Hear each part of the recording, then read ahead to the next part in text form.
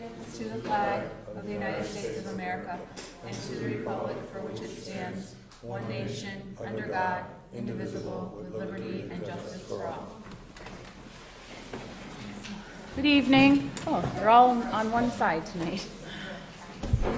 Thanks for coming. We're here for continued budget conversation. We had left last Thursday with some questions for the major departments, fire, highway, police. We were waiting for a water department budget, which we now have, and a transfer budget, a transfer station budget, which we also now have. So seeing that the fire chief is here, and we're just going to start right with you, Chief, and get moving. So on Tuesday after we met, we had given you a list of questions that the finance team, the Board of Selectmen, and Finance Committee had come up with, trying to, just understand more of the fire budget and see where we can go. So I guess my first thought is, why don't we just go through those questions and maybe get your thoughts Sure. on them? Does the Finance Committee have a list of those questions? Yeah, so I think the first one is changing the hours of the first shift, and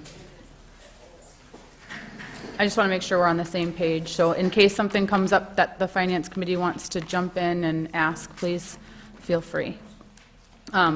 So we looked at the budget, and I know that one of the requests is to fund the fire department at a second shift. Correct. And so in thinking about that, the questions that we came up with start with, is it possible to change the hours of the first shift from 8 to 5 to something else in order to provide more coverage to the fire department? And like to extend the hours? Or to change it, if the majority of the calls come after 5, from 12 to 8, or 2 to 10, or shift it Yeah, somehow. we'd gone through just years of calls, and even prior to my arrival, they had. The highest call volume we have is at 3 o'clock In the afternoon? in the afternoon. And we often get calls at 2 minutes to 5, so it's kind of set to get the most calls that we can, given a 9-hour shift. I see. So changing it from 12 to 9 Doesn't help us with call volume. Getting more calls is what you're after. just having more coverage and, I mean, if When you're not when I getting, think of coverage, it's like, how many calls can you cover? So the most amount of calls that we can cover in a 9-hour shift is that 8 to 5 shift, I see. Okay, and that's been extensively researched. okay. Question at that point. Sure. How often do you go over the 5, Do we go over 5 o'clock? past 5 o'clock? Like, do we get a call at No, say you clear the house at 5 o'clock and you get a call at 5:30. How often does that happen? I'd have to go, 6 o'clock? I mean, it does happen, but not with regularity. Okay. So I don't have the numbers off the top of my head, but, But for the meat of the calls you have, it's between 8 and 5. yeah, that gets the predominant amount of calls, the largest number that we can get with a 9-hour shift. And that was actually something that Bill Cleta had spent a bunch of time with, and I know that we've reviewed. We do have holes, of course, from 6 till 8, and 6 till 8 is kind of a tough time, because if we could extend it and get those morning calls when people wake up and have a problem that have been overnight, that would be good. 6 at night or 6 in the No, morning? I'm sorry, 6 in the morning. 6 in the morning, okay. Yeah, it's a tough one to catch. So Okay. I guess the answer is we can change the hours. You could change it, We but it could won't. change the hours, but do much they're to- for that, they're the hours that they are for a reason. Okay. And so one of the other questions that we have is, so we're always staffed with at least a paramedic during the day to meet the requirements of the ALS Correct. agreement. Correct. And then we also always have an EMT as well as yourself. Correct. Okay, so in order, Sometimes we'll have 2 paramedics, depending on how coverage goes. okay, so how is it possible to say we have a paramedic and then yourself as a basic EMT, and then save, it would be about $30,000 a year savings? What are yeah. how would that happen, and how would it work, and what are your Yeah, I mean, thoughts? as much as that looks good on paper, the challenges that you have, and for one, we've had a 2-man shift, plus the chief, since 2009. They used to run a 3-man ambulance, which we've reduced only because of staffing and having to pay the way we do. It's difficult because the business of the department, I mean, all the inspections, plan review, writing a policy, daily operations overview, scheduling making sure the billing's all set, grant writing, software management, truck maintenance, building maintenance, all the sort of daily operations of the fire department is what the chief does. I also go on calls because oftentimes you'll need, and I will often take a call to the hospital with them, but it's more like a lift assist kind of situation. There's some high acuity calls that require that you have a 3-man team. You actually need sometimes we have to mutual aid that because you do need 2 medics for a high acuity call. And then the daily business for a paramedic is, truck checks, station duties, general housekeeping, those kinds of things. So it's not really plausible to do all the business of the fire department and be working as an ambulance driver. Gotcha. One thing you left out, you also do all the inspections. I do, absolutely, yes, I do all the inspections. And I could go, there's a ton of different types of inspections if it helps to know what those are. Okay.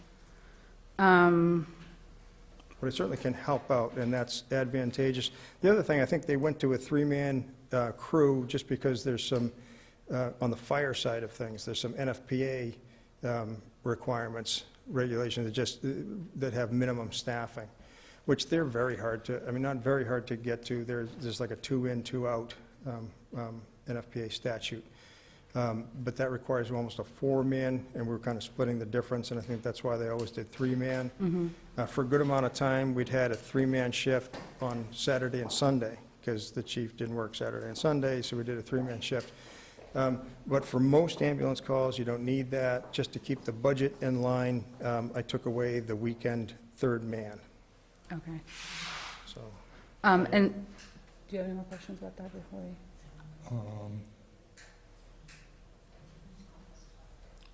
From 5 o'clock at night. Yep. Till 8 o'clock the next morning, everything is call, right? that's correct. And the standby coverage just starts at 6. It's a 12-hour standby coverage. It goes from 6 p.m. until 6 a.m.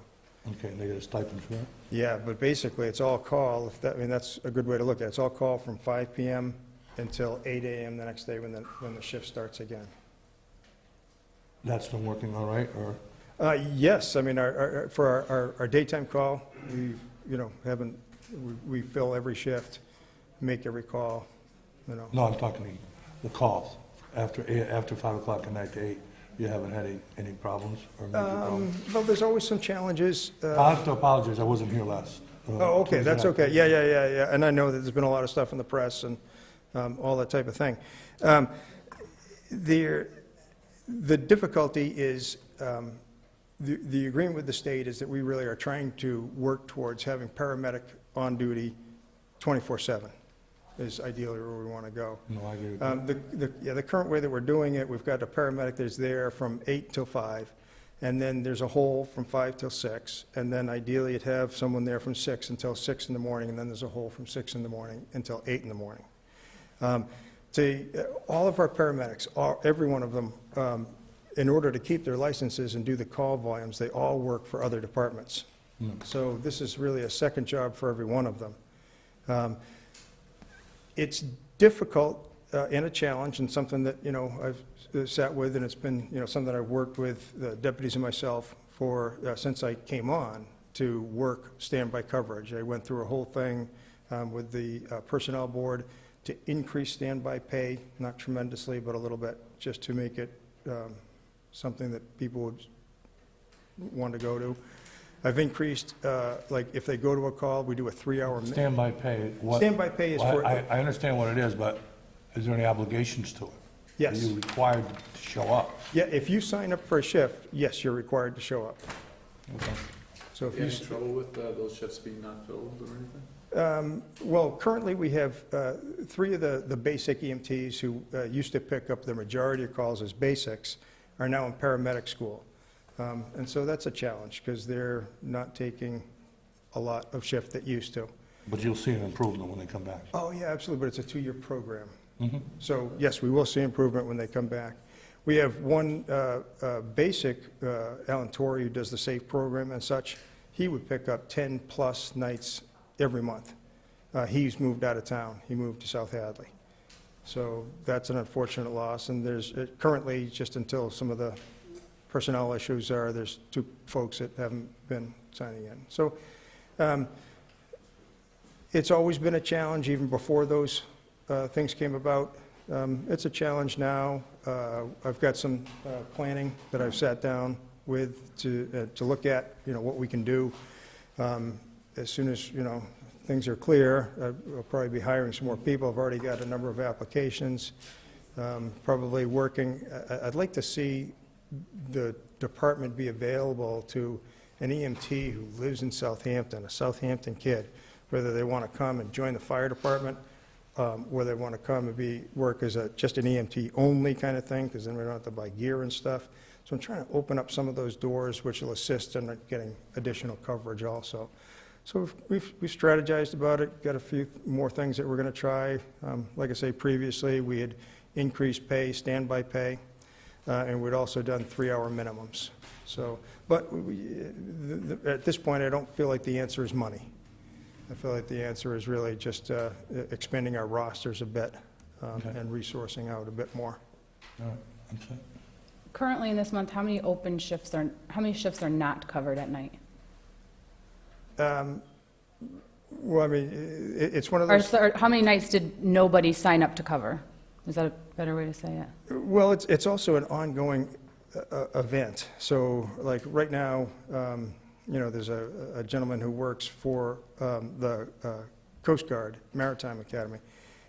He is in and he signed up for a couple. And it's been traditional that the daytime shift is easy for people to plan for. They know they're going to get a full day's pay. It's an easy go to fill it. It's not so much of a problem. Nighttime shifts are a little bit more sporadic. I mean, really the emphasis for us is trying to get a paramedic, and they all work second jobs. We have tried making it more lenient so that, even if we don't get 6-to-6 coverage, if we get 10-to-6 coverage, we've tried to expand it that way. Just some of the trouble, if we add a second shift, and our coverage would then be from 10 at night till 6 in the morning, now a paramedic who works another job and family time is of value, they can go to a movie, go out to dinner with their wife and kids, and then still cover a shift. That's something that they can do. So when you ask, for open shifts, I mean, we have some open shifts now, days that are completely open. There's maybe 2 days that we could use another individual. There's maybe another, 5. But 4 days got filled just today. So it's an ongoing process. So they can fill the schedule as their schedule becomes available? Oh, absolutely. And we send out, any night that there's any kind of lack of people, we send out a text just to anybody that's available. If someone's schedule has changed, they may pick up that night. So it's not, we're not the only department to ever deal with this. This isn't a new problem. This is a problem that's been ongoing. For the most part, we do a very good job of this. If there's any kind of opening whatsoever, there's written policy in place so that a call would not be dropped with no one responding. There's always someone who's going to respond on that emergency. Okay. I have a quick question. The request was $150,000. What does that cover in cost? Is that just the salary for the paramedic, or is that? It's primarily salary. It's 135 is actually the numbers that I'd passed finance. Which in the 150 you had Prop 10. Okay, yeah, I know it's the paperwork that got passed through. Okay. We're basically looking to cover $120,000 in EMT wages, which is the actual shift costs. We're looking to add some money into the standby just because we're. But when you say, I'm trying to get, how much is the paramedic cost? Are you, in the second shift here, you're talking about at a paramedic level or basic level? It would be a second shift at paramedic level. So of the 135, how much is that just the paramedic? You're going to hire a Well, a paramedic shift is a paramedic and a basic. Okay, so I'm not quite sure what you're going to have 2 people. You have to have 2 people, but they don't have to be paramedics. No, a basic and a paramedic. Correct. You need a driver and a paramedic. Yep. And of that $120,000, you're saying? Okay, got to be careful. 120 is just to cover that shift. Okay. But there's no training hours in that. There's no of the other costs associated with having that second shift in. So there's $15,000, which covers some of the other sundry costs that would coincide with a second shift. What's the likelihood of being able to recruit a paramedic at that level? Very good. We do tremendous now. We actually, we have guys that would love to take more shift, just because they can pull overtime in their respective departments, but there's no guarantee of that overtime. Westfield just hired a bunch of people, and so, a lot of that overtime kind of dried up. So what we get is we get a tremendous amount of experience. We get paramedics with 25 years experience, which is really, for a professional, that's a lot of time as a paramedic. They're working here in Southampton with no health care costs, no overtime, no vacation time, no sick time, because they get a consistent shift to pick up at a reasonable pay. When you're talking, maybe it goes under the town, but do you carry, is there like a malpractice liability when you start getting that more specialized? Well, the town carries its own insurance policies, which I'm sure you have people that could probably speak to those particular policies better than I. That wouldn't change, the policy wouldn't cost more now that we're putting a higher level later on at night? I am not aware of any associated costs that would be additional, because we've got ambulance cover anyway. With paramedic, probably from the field, there's a lot of personal liability that you have. There's a lot of, it's a professional position. So they have a lot of certifications that they need to maintain. There's just a lot of Just training. looking for other hidden costs for... Yeah. No, in my research, I have not found any additional hidden costs over that $135,000. And I actually had estimated it a year prior to 150. As I went down through and actually itemized out each day, I reduced it. Rather than adding a 9-hour shift, I actually only, for the second shift, I only added 7 hours. And so there would be 2 8-hour shifts rather than 2 9-hour shifts. So I really tried to pare it down because, we all know there's not a lot of money in town. I do think there's going to be associated insurance cost, like workman's comp for police and fire are different, but they're going to go up accordingly because there's more man-hours involved. I'm not aware of it, Yeah. but there may be. Yeah. What's your 5-year plan? 5-year plan for ambulance service? Yeah. Well, the 5-year plan, a lot of it was really laid out prior to my arrival in regards to a 3-year plan, which gets the ambulance up and running. The 3-year plan, as followed through, would give us coverage for 90% of our calls through the same statistical data that we'd look Would through. you add a third shift then? No, I don't foresee that we need a third shift. I'm actually thinking that with a second shift, we're going to get coverage from 6 a.m. until 10 at night, which is 90% of our calls. That last 10%, now we're only asking for a standby pay that a medic who's standing by will only need to cover from an 8-hour shift from 10 p.m. until 6 a.m. So you would have a paramedic standby and a basic Yeah, standby? and honestly, I think that if guys are, if we're getting more people in that are covering those shifts, and I know that there's a wealth of resource, because now they don't have to live in town to cover our daytime shift, which, ideally we get people in town because then they cover night times easier. But there's some people who are in town who have credentials, because there's a way to research that on the websites also, that would be interested in picking up shifts if more were available. So I think we can expand our roster in a way that will help take care of our problems. And I think at that point, we just need to reassess each year. I think it's a good plan that's in place. I think it covers us for emergency coverage. I think we, get the plan. That's what I'm pushing for here now today, is just really getting this plan in place, and then just reassessing each year to see if what needs to be changed. What's your backup plan if the Prop 2.5 doesn't pass? So I take it by your question that you're looking to do this as a Prop 2.5? In my We haven't experience, voted on it yet, though. We haven't Okay. voted, but that's my first, I have 2 questions. How often do you respond to calls after hours? As needed. Okay, Mostly being in town more, I'm looking to cover more some of the nighttime, but only as a basic. I'm not a paramedic. okay. And fire calls, I'm here 3 in the morning, COs, we shut down half a building, recently, and 60 units. So, I'm here when I need to be. Okay. But getting back to David's, the budget as it stands without the $135,000 in there, we still have to figure out how to cut $7,000 to $10,000. So I can't. Over the whole budget. Over the whole budget. So I can't imagine where we're going to come up with $135,000 to add to the fire department's budget. So my first question is, in the agreement that we have with the state, Yep. what exactly does it say about our requirement? Most of it, well, the agreement is just that you signed in that you would back a plan to do an ALS service. Okay. The rest of it is actually regulated by, 105 CMR 170, which is the regulation for emergency medical services in general. And that's backed by some Mass General law. And what it says is just that once you start into the agreement, that's why they made you sign an agreement, that you would have an ALS service in place to their standards, which is the plan, in 3 years. Okay. So, And it's, is- and as you know, it's not easy to, you can't just start up an ambulance service and, it's not, I think that there was a lot of work that went into establishing and preparing to get an ALS service, a professional paramedic service here in Southampton, so that residents of town would have the best possible care. To let that 3 years go by and not get funding would be a loss for the town. If we lose our accreditation for the ALS service, So that's what funding would we lose?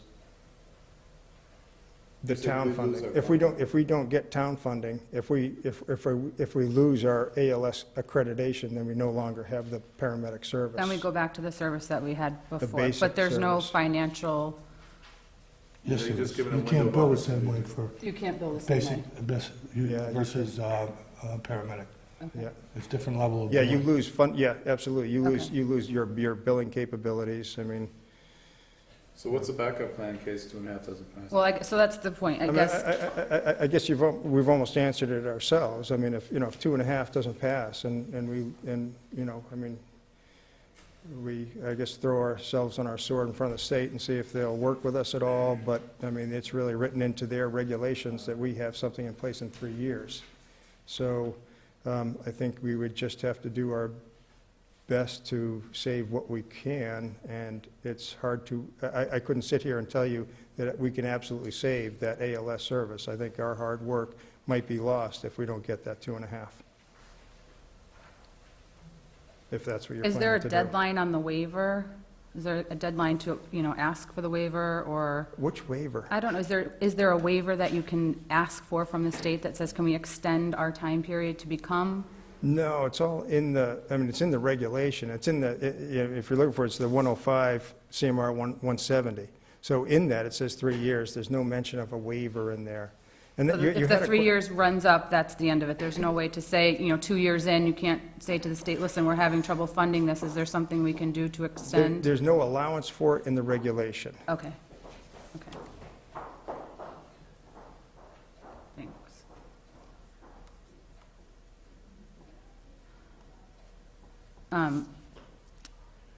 Yes. Oh, Mike. Yeah, question for you. Sure. What's the history of structure fires in the town? I'm new to the area, so how many calls do you get per week for fire department only service? Our fire calls are, I don't have a statistical number, but it's not so high. Brush season might be higher, chimney fire season might be higher. Out of the, 500 calls that we make a year, you might have, about 100 of them to be fire-related. But they're probably, recently, they're not structure fires, which is good. And honestly, there's 3 ways to save life. One is that you run an ambulance or a fire truck and you go save people out of a burning building or take them from a car when they've had a car accident. The second way is that you have, code enforcement where we go and do inspections and we make sure that there's sprinkler systems. And every time a sprinkler system goes off and no one gets hurt, then you're saving a life that way also. The third way is through probably public education. So as you educate children and seniors to the high-risk groups that have most of the accidents and injuries and fires, if we can prevent fires before they start, that's another way that we're going to save lives. It won't come out, mathematically in call volume, and, our calls for structure fires are down, but our public education is up. Our grant funding for public education is up. So it's not a one-for-one.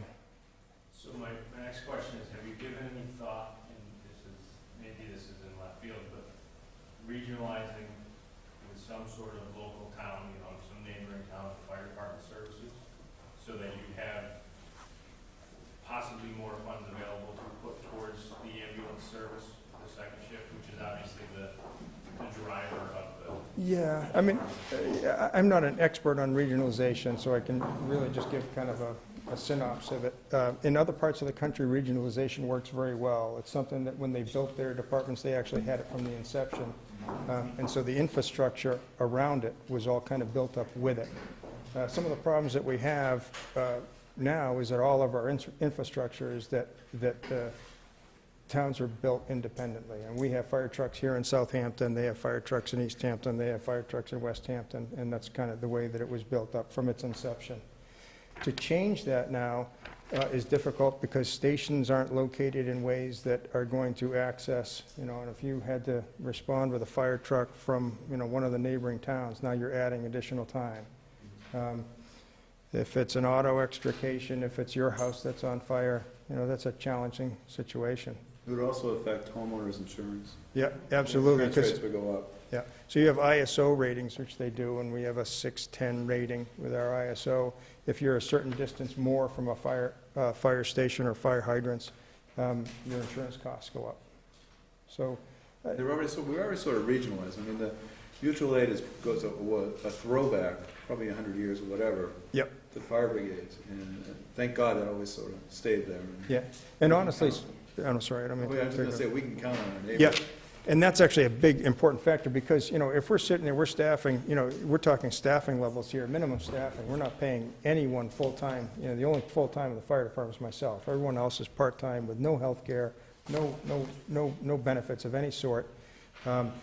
And so if a call comes in during the day when we have staffing there, if it's a fire call, structure fire, we have an automatic mutual aid, and so does every other town. So if Easthampton has a fire, we've gone to Easthampton for some of their structure fires, and we probably go to Easthampton more than we fight structure fires in Southampton because they have more fires. But if we have a fire here in Southampton and we don't have the personnel or resources to fight a fully involved structure fire without the additional resources of surrounding communities. So there's mutual aid agreements that have gone back a long way to deal with that. Since I've been on the board, I can think of 3 structure fires. One was a total loss over off Strong, and it was mutual aid was always involved in those fires. Yeah, the challenge with a structure is, getting there in a timely fashion before it flashes over. Just last question. Sure. So second shift, realistically, it would be staffed with people who work a first shift somewhere else. It would be staffed in the same way that we're staffing our first shift. So paramedics, because of our call volume, it would be difficult, even if Southampton wanted to hire a paramedic, our call volume is probably not quite high enough to get them enough ambulance time working calls to have a full-time person be a viable option for us. When you ask about 5-year plans, I think the model that we have, as we look down the road, our call volume will increase. It just has. I mean, I've come from a community where we went from 500 calls to almost 2,000 calls in a 20-year lifespan. So could that happen in Southampton? Absolutely it could. The infrastructure that we have in place, that's why I say it's a good bones that we're starting from. The infrastructure that we have in place would do a tremendous job to cover those kind of volume increases. Would we have to consider at some point adding on a third shift, manned at the station, or adding on additional manpower for other reasons? We may. So there may be some tweaking in a 5-year plan. But, yes? If we have, Sharon Wojcik, Finance Committee, if we have not a lot of structure fires and we have mutual aid, and most of our calls for service, and they're not even that, from what I'm understanding, they're not even that high to be able to qualify these people for their ambulance hours. And we're thinking of adding a $10 million project for a fire police station. why wouldn't we not consider contracting out for AMR or National Ambulance, where people aren't coming here after working a 12-hour day at some other city or town and they're exhausted, or, you know, we have people, we have like 6 to 8 in the morning where we're not covered, and then maybe we have 5 to 6 here and we're not covered. I mean, why wouldn't we not look at contracting out, which might be more efficient, might lead to better quality of services, and then we wouldn't need a $10.8 million project. Okay. So I think $5 million. I don't think we can can I just- argue that we don't need the project. Right, but Considering I the- think we could scale it back, because we wouldn't need this big fire department. If I may, let me just try, I think there's two questions that you're asking. One is towards building a station, and the other is towards getting a separate service in here to cover ambulance and potentially fire. The station, let me just deal with in a second, maybe there'll be some other input to that. As far as getting another service, nobody comes in for free. So AMR, I mean, I've got guys that... Have we looked at contracting out? It has been something that I'm sure the town has probably looked at in the past. AMR is not an inexpensive service, and their quality, I would beg to differ on quality. I think the quality of service that you get right now far exceeds what you would get from AMR. I know that we do service calls to AMR. We back up AMR in Holyoke when they have overflow. I know from my experience of having people who work AMR and work in Southampton Fire that are overworked, Yeah, no, I agree. My nephew works for National. underpaid, and there's a lot of, you know, it's a business, and so they're not, you know, their concern is not quality first and providing, you know, to come in and do a lift assist at your house, which we do regularly. Oh, It- they It's, work it's, with that. but we go to their calls, and so oftentimes we'll get the lift assist because they're putting them off. But I mean, like, all these other towns and cities use National or AMR, like, they can't all be A wrong. f- no, actually, if I may, most of the towns, including Holyoke, are working towards going to a fire-based EMS service. Most towns do not go back to, once they have contracted out, and there's associated costs with that to the town, and of course what they bill. There's no towns that I can think of in Massachusetts that have gone back to that service. All of them have evolved to a fire-based EMS service. And so that's throughout the state. This isn't Southampton. This is just, you know, and so why do all those folks do that? My guess is that there's a number of reasons. I don't have all of them, but I can certainly speak to a few. I just think for a town this size, like, I would normally see it as a volunteer fire, I would see like a contract for AMR or National. I just think like we are acting like a city, and we're not a city. We are a small town of 5,000 people that has very Well, I mean, from my standpoint, I think that's a philosophical standpoint on our political position of what's best for the town. We're surrounded by 3 cities. We're the long meadow of this area. We continually see homes being built here. When sewer comes to this town and you can build on a ledge that goes up the hill here, it's just going to go up even further. To go back to the fire station, you get rid of the ambulance. Okay, that's one bay. You still have close to $1 million. Do you have a ladder and an engine? No, we You do should not. take a walk over there. We have, Hey, I you're mean, welcome the to trucks come over. themselves are $250,000 a piece, and we had a grant for one of them. Oh, that's it? We must have a small ladder and engine. We don't have a ladder. We don't have a ladder. There's a You're welcome to bylaw. get informed, not just here, but you're welcome to get informed by coming over to the station. We've got a crew there from 8 to 5. Worked for the city of Springfield Fire Department for a long time. Okay. So But what I'm trying to say, normally 600,000, so that's we have a small. what I'm trying to say here is that you still have to protect the equipment. You can take one bay out of the project and scale it down, that'd be fine. So maybe you save $600,000 up the project. There's a bylaw that the structures in town can't be higher than 2.5 stories. Right.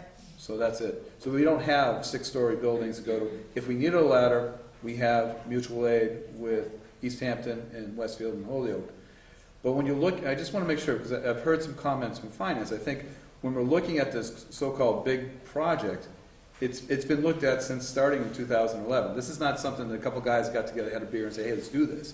This has been thought out over the past 4 years researched for the past 4 years.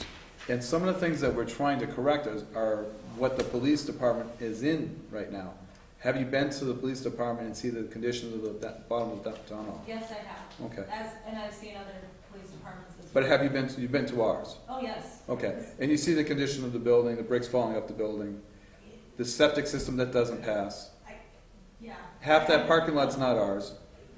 Not half, I know very that you little. think it's like this derelict of a building, I've seen worse, so, I mean, I understand So we need to. we make can some have an changes, argument but- about whether or not we need a public safety building at another point, but I think at this point we need to stick Yeah, with yeah, the, no, that's fine. with I'm the just- I'm just saying fire that department. We might, if we looked at contracting out. I mean, maybe just we to could have elaborate smaller on capital some projects. history, maybe 10 and 15 years ago, they talked about this. Granted, the population was probably around 4,000 then. Right, Yeah, like but, 5 or 6. but there was a large Over retainage 6. fee that was gonna be required, plus a facility to be maintained in town, and a minimum amount of calls. If we didn't meet the minimum amount of calls, which we weren't meeting the minimum amount of calls, it wasn't financially feasible for us, Right. okay? And just to highlight, the surrounding towns that are not cities, very few of them have their own service. They're depending on bigger cities to help them all the time. Right. You know, look at Sure. West I grew Hampton, up in Pelham. you We know? never had it's all volunteer. But it's a long way without an ambulance service. So can we get back to the agreement for a minute, Sure, Chief? absolutely. So I have the letter of support that we signed in August Yep. of 2013. Yep. And I also have some, which gets me back to the waiver part. I Sure. certainly don't want to see our service that we have now go away. Yes, I don't want that to happen. However, I do think that perhaps this might cover us for a little while. So under 17275, Yep. there's a contingency for a waiver, and if I may, it says an applicant for a license or license under 105 CMR 170 may apply to the Department, I assume of Public Health, for a temporary waiver of those requirements with which the service is unable to comply. A temporary waiver may be renewed in accordance with administrative requirements for the document. And it says an applicant for a waiver shall submit the following in writing: evidence of a prior good faith effort to comply with each requirement for which the waiver is requested, which I would say we are doing now. A statement documenting why the service cannot comply with each requirement for which a waiver is requested, which I assume would be financial hardship. And a statement documenting why noncompliance with each requirement will not cause the service to be unable to render adequate care. So if we chose not to go forward with an override, or we went forward with an override and it failed, is applying for one of these waivers something that we can do? well, I mean, it sounds like something that we would have to do. We would then, as I said earlier, we would have to fall on our sword for the state and say, we're doing our best job, can you please do something with us? It's Well, up to- when's the it's- date that this is it's supposed up to be up to the state. introduced? Here's just that's the 3-year requirement. Okay. What's the date that it's supposed to be introduced to second shift? Well, we're ahead of schedule. It's supposed to be established by the end of the 3rd year. So could you do it potentially 2 days before the end of the 3rd year? You might be able to. Is that kind of where you're No, I going? just want to know, when are we required to have this second shift in? When's Well, the the second shift is the third, is the the third year? is the 3rd installment, so by the end of the 3rd year. When's the 3rd year? Well, it would be 3 years from August 29th, so 2016. Okay.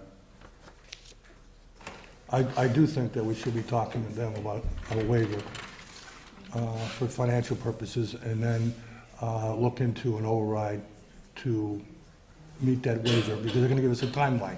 Yeah, Open-ended. my guess, I And mean, I think if, it's only behooves us to go forward and ask for that waiver now.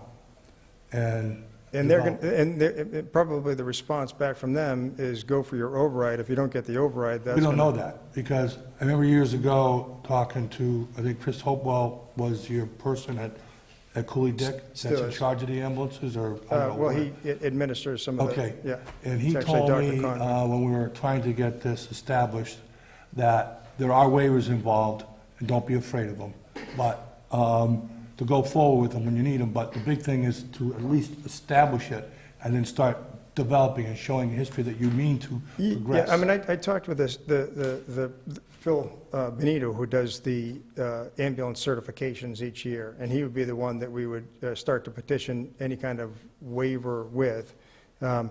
And I think the emphasis for him, Chris Hopewell, any of those that are, actually Chris wouldn't be involved in that, that would be Phil Benito from the state. It's going to be good faith effort is what they're going to be looking for. And so, you know, I mean, you know, can we establish good faith effort?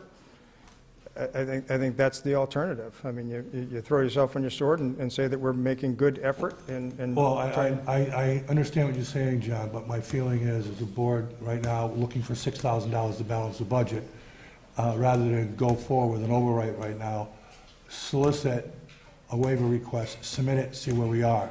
If we've done all our work and we can't do any more, and they say no, then we need to go forward with the override, or we need to establish what we have to do next. But by doing nothing means we've got to do something, because there's going to be a reaction to it. So my feeling is we should be doing the waiver. Okay. I was going under your direction before, you know, that's my job. Now, I'm all in favor of the second shift. I'm all in favor of the Okay. If you're in favor of the second paramedic shift, I status. guess I'm not quite sure what you're saying. I mean, I can start a waiver and try and not put in for a second shift, but if you're in favor of a second shift, and that was the purview of what the board wanted to do, and, you know, already we have, you know, the town calling 22 because it's not a Southampton ambulance When you there. say you're in favor of the second shift, do you mean you're in favor of the second shift if it's voted on for an override, or do you mean you're in favor of funding the second shift right now? I'm in favor of the second shift if we have an override. I Okay. think it comes down to, though, is that the citizens are gonna have to choose if they want it. And I think that's I think it's that's gonna really, be 2.5 really what it to do is. I mean, it's like, you know, I'm working If they off don't of. want it, they don't want it. And then, so if there's a negative outcome, you don't have ACLS level of care at 8 o'clock at night, there's a negative outcome, the town chose not to have. The town, that the series. town chose But I not to do do it. believe we should be starting a waiver. I don't know, I'm going to ask the board to instruct them to do that, but... But you can do the waiver after it fails, after two No, and a half. no, I think the you should have waiver it should in be the done now. process. Okay. Should be done now. Well, I mean, we, Do both then, okay. I mean, I can look into what it takes to start that waiver. We can look into timeframes. I would say, rather than just being reactionary and start it today, I would say if we could wait until after a vote, would be a more sensible time to do it. Well, I'm not in favor of that. The deadline's coming on the 16th of 2016. 2016. I mean, 2016 in August sometime. I think we need to start doing our homework. Absolutely. And letting them know that we have some financial hardships, we would like to do it, but we're doing all these things to get to this point, but we're gonna need a waiver because we're not gonna have it done by the Okay. 16th. And it So- would be so- beneficial, I think, so to them to we're- say, I mean, if we're- you're sorry. applying for a waiver, and you, in that waiver, in your verbiage somewhere, you say, you know, we're in the process of asking for an override. If it fails, at least you're in the process, and it's more good faith, rather than waiting until afterwards and then saying, I don't know, I guess I kind of agree I with can that. certainly explore more possibility, and I think it really comes down to what does the town want for service? And I think it's ultimately that. I mean, I believe that when you voted for it, you voted in good faith that you were doing what the town wanted to do. Yeah, but I can't print the money for you, John. If I could, I would. No, but when we signed the If agreement, we the also money, had if the a, money's not there, the money's not there. I certainly understand that, you know. We if- don't want if- to lose the first shift, so we got the We waiver. don't want to lose, we have to, as, you know, in the regulation that I just gave to Liz, I mean, you have to keep that first shift. It has to be there, or you absolutely will lose it. They're not going to work with But you. Well, we are that's my- funding the first shift. right, but here's my We are question. funding the first shift. In that paper that you sent, that you just handed to me, I see Yep. that part, but there's also a part that says exceptions. So, here's my question. It says, an ambulance service that responds only to calls from a unique population. What is a unique population? So if you worked, if your ambulance covered nursing homes, or your ambulance, so if you weren't just a normal township, if you were servicing a college population, let's say, and that was your ambulance service, then you could adjust what it looked like to get that coverage. You may only have ambulance service that ran through the school year. I see. Yeah, it doesn't- Okay, so I was just asking, because it says, you know, responds only to calls from a unique population, is exempt from the requirements. However, the ambulance service shall provide service either with its own personnel, which we do, right, and ambulances, which we have, Correct. or by written arrangements for adequate backup during the hours, which would be Which we- on-call, like we have, Which is what we have. when no unique population it serves might require service. Yeah, so all that we have in place now. Okay, so we don't fall under that exception. No. Okay. Okay. Do you need this back? No, Okay, thank you. no. So I guess at this point, we need to, I need, I feel that we need to have a vote whether to have him put in the request for the waiver now. And I think it's very important that we do, and put ourselves in position if we don't get the waiver. so is that a motion you're making? I'm making a motion that we have instruct the fire chief to apply for a waiver for paramedic status on the second shift, Mhm. or how's it worded? Well, shift. you're looking to put a waiver in our 3-year agreement. In our Yes. 3-year agreement, okay? And is there any kind of deadlines that you, I just want to start now, I want to make sure. are you looking to get another year? I mean, I guess they're going to ask me, they're going to say, well, what are you looking for? A year, And minimum of so, a year. and so if we say we're looking for a year, because they're not going to leave it open-ended, No, so there, I'd say a year, and my recommendation to I would say you, minimum of a year. If they give us a year and a half, fine. yeah, okay, well, we can certainly start that process. My recommendation would say we wait till May meeting to see where that goes to. That still gives us a year for that waiver to take its Well, course through. I don't think it's important, I think it's important enough that we start the paperwork this week. Because I think it's, the budget is fixed. We're not looking at the $150,000 right now unless there's an override. So that issue is not going to be resolved until we have an override vote. And Yep. that has not even come to surface when we're going to do that. So my feeling is we posture ourselves and get that waiver going. So your motion is to have A waiver. Chief to the Workman 3-year start the sta- paperwork on a waiver to extend the ALS service agreement by a minimum of 1 year, starting immediately. Starting the process now. Yeah, So is that your motion? that's my motion. Is there a second? There's a second, and there's some discussion. Okay, go ahead. I'll support this if we look at putting in an override this year for 135 and put that as an article in this year's town warrant. 135, not 150? Right, 135 is the number that you. 135. Yeah, 135 is what it's pared down Clearly to. stating that the purpose of the overrides is to extend ACLS service until, what time did you say? Well, if we're, yeah, 10 o'clock, 11 Oh, o'clock? sorry. To what time? yeah, I'm sorry, from 6 till 10. Till 10. Yeah. And I would, I'll support this if we're doing both at the same time. You can't do both, you gotta do them separate. No, I mean, if the idea is that Well, we're I going to think do. that's the intention two of asking, approaches. is that we're going to ask for an override It's going to be anyway. part of the waiver. What I Right. write in there is that the town is making a good faith effort to get additional, to go for an override. I Right. think that's a reasonable thing. They're going to be saying, well, why would we give you a waiver if you're not even asking for an override? Right. Right. No, you have to show both, good faith on both sides. That's all I wanted to say. Okay. So there's a motion and a second. Is there any other discussion? No. All those in favor? Aye. Aye. You Chief, wanna do take it, you, Dave? can I give this to him? I'm gonna do your motion now. Can you make a copy? Could you make a copy so that so you can actually see what I was reading from? Sure, no, And- I've got a copy of 170. I don't need it. Okay, you have it. So, yeah, that's So fine. I'd like to make a motion to add the 135 as an article for 2.5 override for this year's town warrant. Is- Second.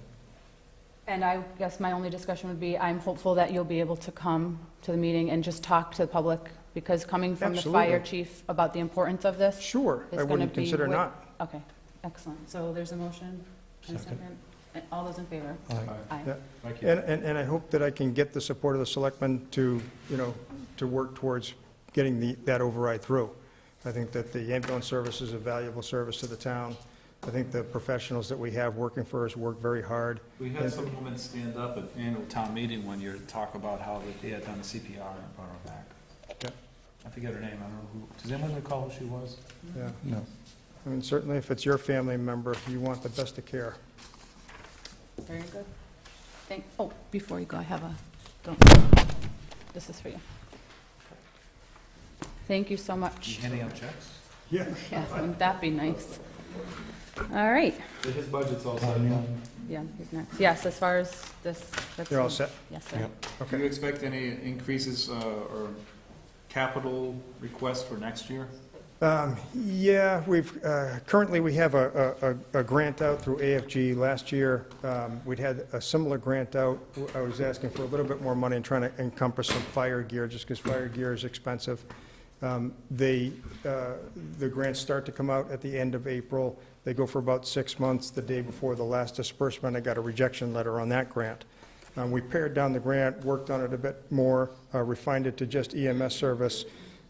We need to get another monitor in order to, because currently we were borrowing one from Westhampton. I tried to not put it on for capital expense this year, only because it is, if we can continue to borrow Westhampton's, and at the time that the capital expense was going through, it didn't look like that was going to be a problem. We're paying for the maintenance of Westhampton's monitor. If the FEMA grant comes through, part of that grant for about $125,000 would include a monitor, and it would cover that, and I'm hopeful for that grant. I've had success in the past. The problem would become, I know that Westhampton is starting up their ambulance service. There may be a deadline of July 1 for their monitor, in which case we're going to have to look at what kind of alternatives we might have for a monitor. I hate to go out to the town for $40,000 if we can find a cheaper alternative. I'm hopeful with the grant that that will be successful, and there again, we can save money by getting additional funding, outside funding. So that's the only real thing that I see coming up that I don't have much control over right now. When do you find out about the FEMA grant? I wish I knew. They generally start to come out at the end of April. Like I say, they can go for 6 months, though. So the last time we didn't get any kind of a letter of rejection until the end of September. So I wish I could say that it's, forthcoming and they all get decided at one time. Unfortunately, it's not the case. Okay. But with any luck, Can I ask for some clarification? What, is it FEMA or MEMA that you're asking for funding for? Federal Emergency Management Agency, So it's an AFG grant. Oh, okay. Great. And you're Oh, asking for Mike? that here? What are you asking? No. We had, in our original proposal, we had tried to get some turnout gear, just because of the needs of the department. We have a good amount of the department that doesn't have compliant turnout gear. It's something that I've tried to address in our regular budget. There's no money to add it into our regular budget, even though it's a line item. I've asked for it as a capital expense every year, even though it's really not a capital expense. It should be a line item. So by paring it down, just because we were close but no cigar last year, and I really want to have a successful grant for our town so we can save some money, I took out the turnout gear, and it saves about $100,000. But it still leaves us having to fund and get turnout gear every year. Does that answer? Yeah. So we're asking for an AFG grant for radios. No, the AFG grant is for power loader, power stretchers, some training for paramedic. It's got money in for a monitor, those type of things. Yep. Okay. Mike? So the monitor may possibly have to go back to Westhampton. Correct. That's always been the thought, but How come we weren't made aware of that? I mean, realistically, now there's a $40,000 exposure. We knew about it last year, Yeah. but we didn't have any money. There's no money, and so I've been trying to do everything I can to. But when we developed the budget, it was never said, hey, by the way, there could be a $40,000 exposure. did they just get a new monitor? No, they didn't. They actually got off the AFG grant, they'd gotten the monitor that we are currently using. And just to answer his question, the email went out a week ago from Chris Norris, the chief of Westhampton. So prior to that, I was thinking that we would have that monitor for a longer time. We knew So- about we were borrowing it for the past year or so. Yeah. Yeah, because I actually would have put it through as a capital expense this year had I known. We'll explore. I mean, can we find something used to get us on the interim? Can we find something that we could borrow again from someone else, even if it didn't meet, because it's really for our second ambulance. So, I am trying to be thrifty. I'm trying to look at what kind of alternatives we have, and hopefully the grant will be successful. If you want a second, Yeah, and okay, yeah, that's all set, and I've had over $500,000, $750,000 worth of successful grants in the past, so I'm hopeful. Great. Yeah. All right. Thanks, Chief. Okay. Appreciate it. We're going to move on to the Water Department budget, because I see Mr. Neal is here. How are you? Good evening, how are you? Good, Fine. thanks. So if you could just, do you have a copy?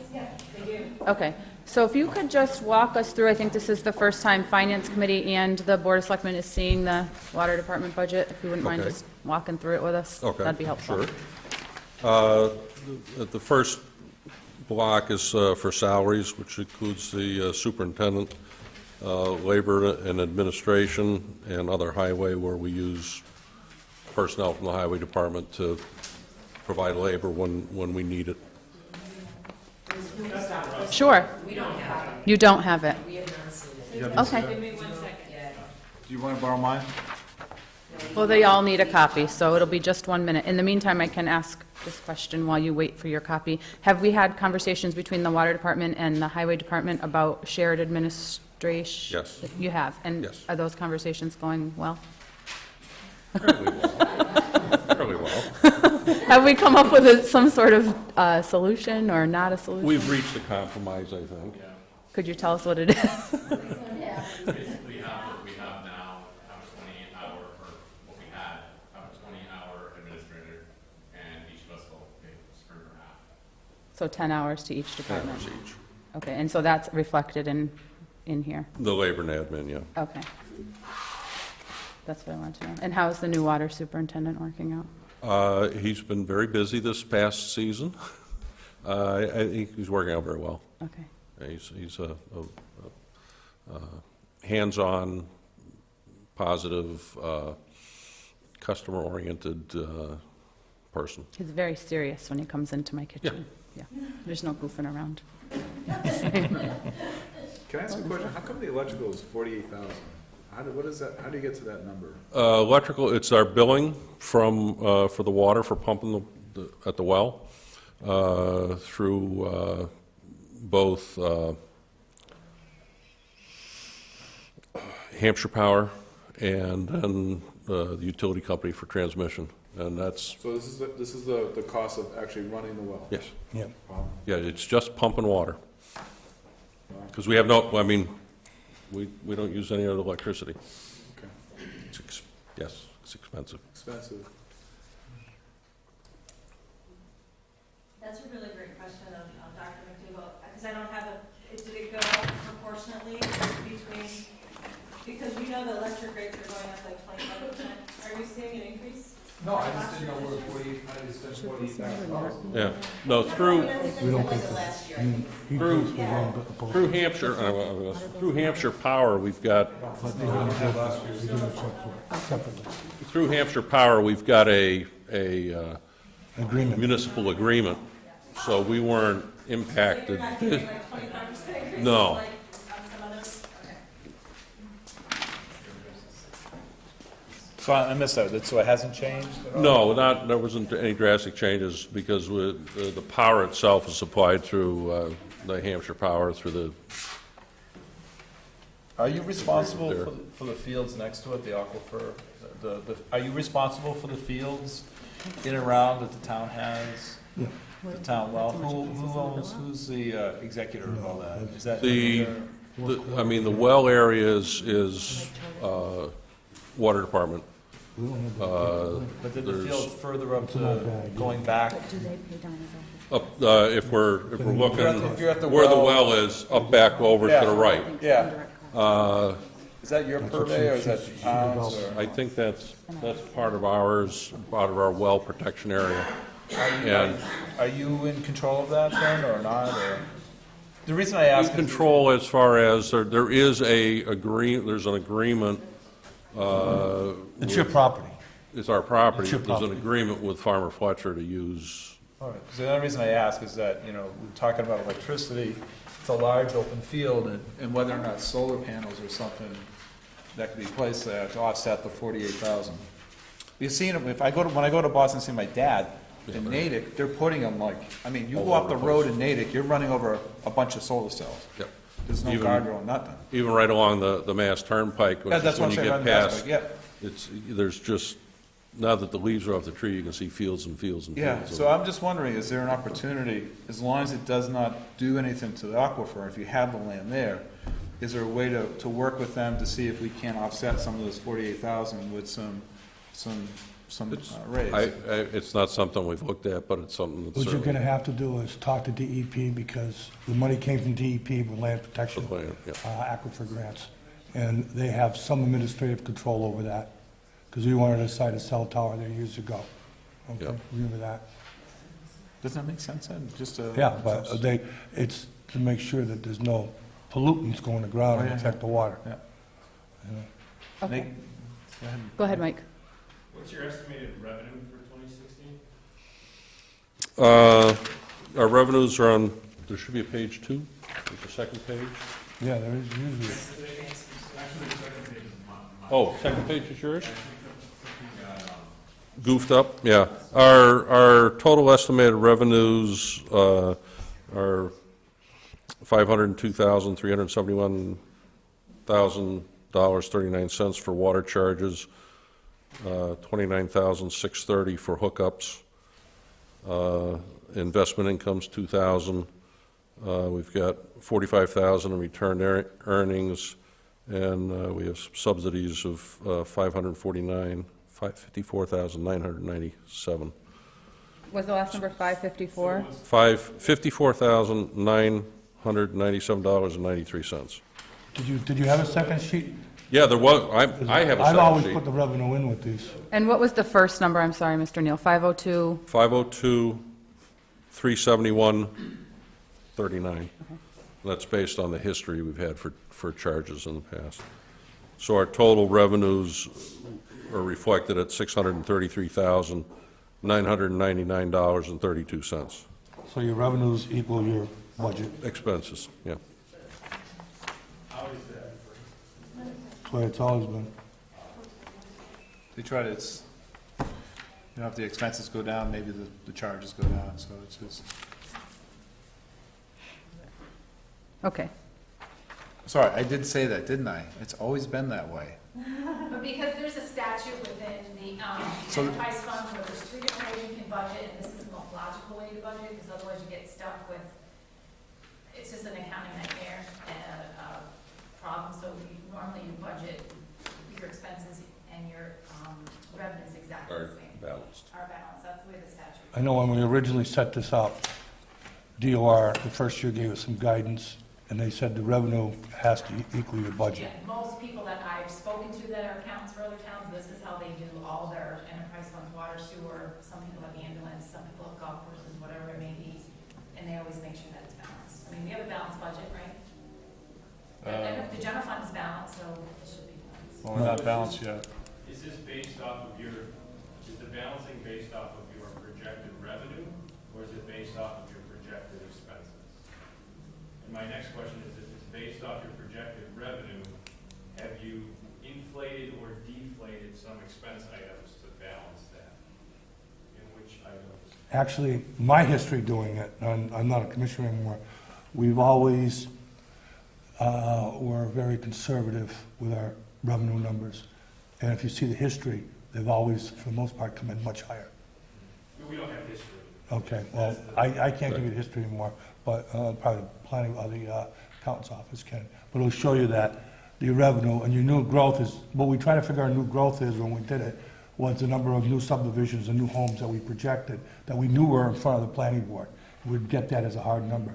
But in that year span, that might change 10, 12 houses. So what happens with that additional revenue, it falls into surplus. And we can't vote it in or out of that budget until it's declared free cash. Yeah, retained earnings. Okay, its own little so free cash. if there's additional revenue that comes in, you still can't touch it until it's been voted on. And then that surplus goes into the town's free No, cash? it goes into the enterprise funds reserves. Its own little And then what happens with it? What do you use it The for? water department can use it for capital projects or whatever unforeseen things that come up. It goes in our retained earnings, and we use it for water How department. much is in there right now? Return. $15,907.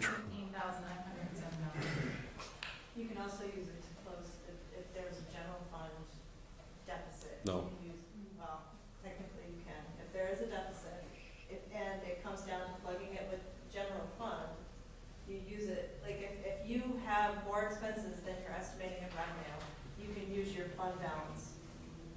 Well, that might be a city, but we were always told never to do that. Do you have anything to add to that, Vicki? No. I You don't know? So you're saying that you would leave a fund balance of 215,000 instead, and then ask It's for called that? retained earnings, Retained earnings in the enterprise fund for the water department. So, and that's used just like our retained earnings or here for unforeseen construction costs. You might blow a water main that costs $80,000. You don't have it. This prevents it from coming in on the coffers of the general fund, Yes, yes, yes, yes. because the general fund has to back up the enterprise funds if there's a shortfall. Right.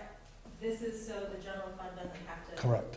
close. I have a fund balance of $215,000 on the balance sheet. on average, a year, how much money do you use out of that account for broken pipes or whatever the case may be? Well, we carry under expenses, we carry some capital outlay and operating expenses to try and cover that. And again, you know, our operating expenses are at 131,000 for this coming year, with capital outlays of 71,795.19. Tom, I think the last thing that came out of that retained earnings was for the upgrade to the well. Yep. And there's still money in there And- for that upgrade. $175,000. Right. Yep. So that's the last time you touched it. Yep. It was And, 2 years ago, 3 years ago? 2012. Yeah. and How we're- high does that account get?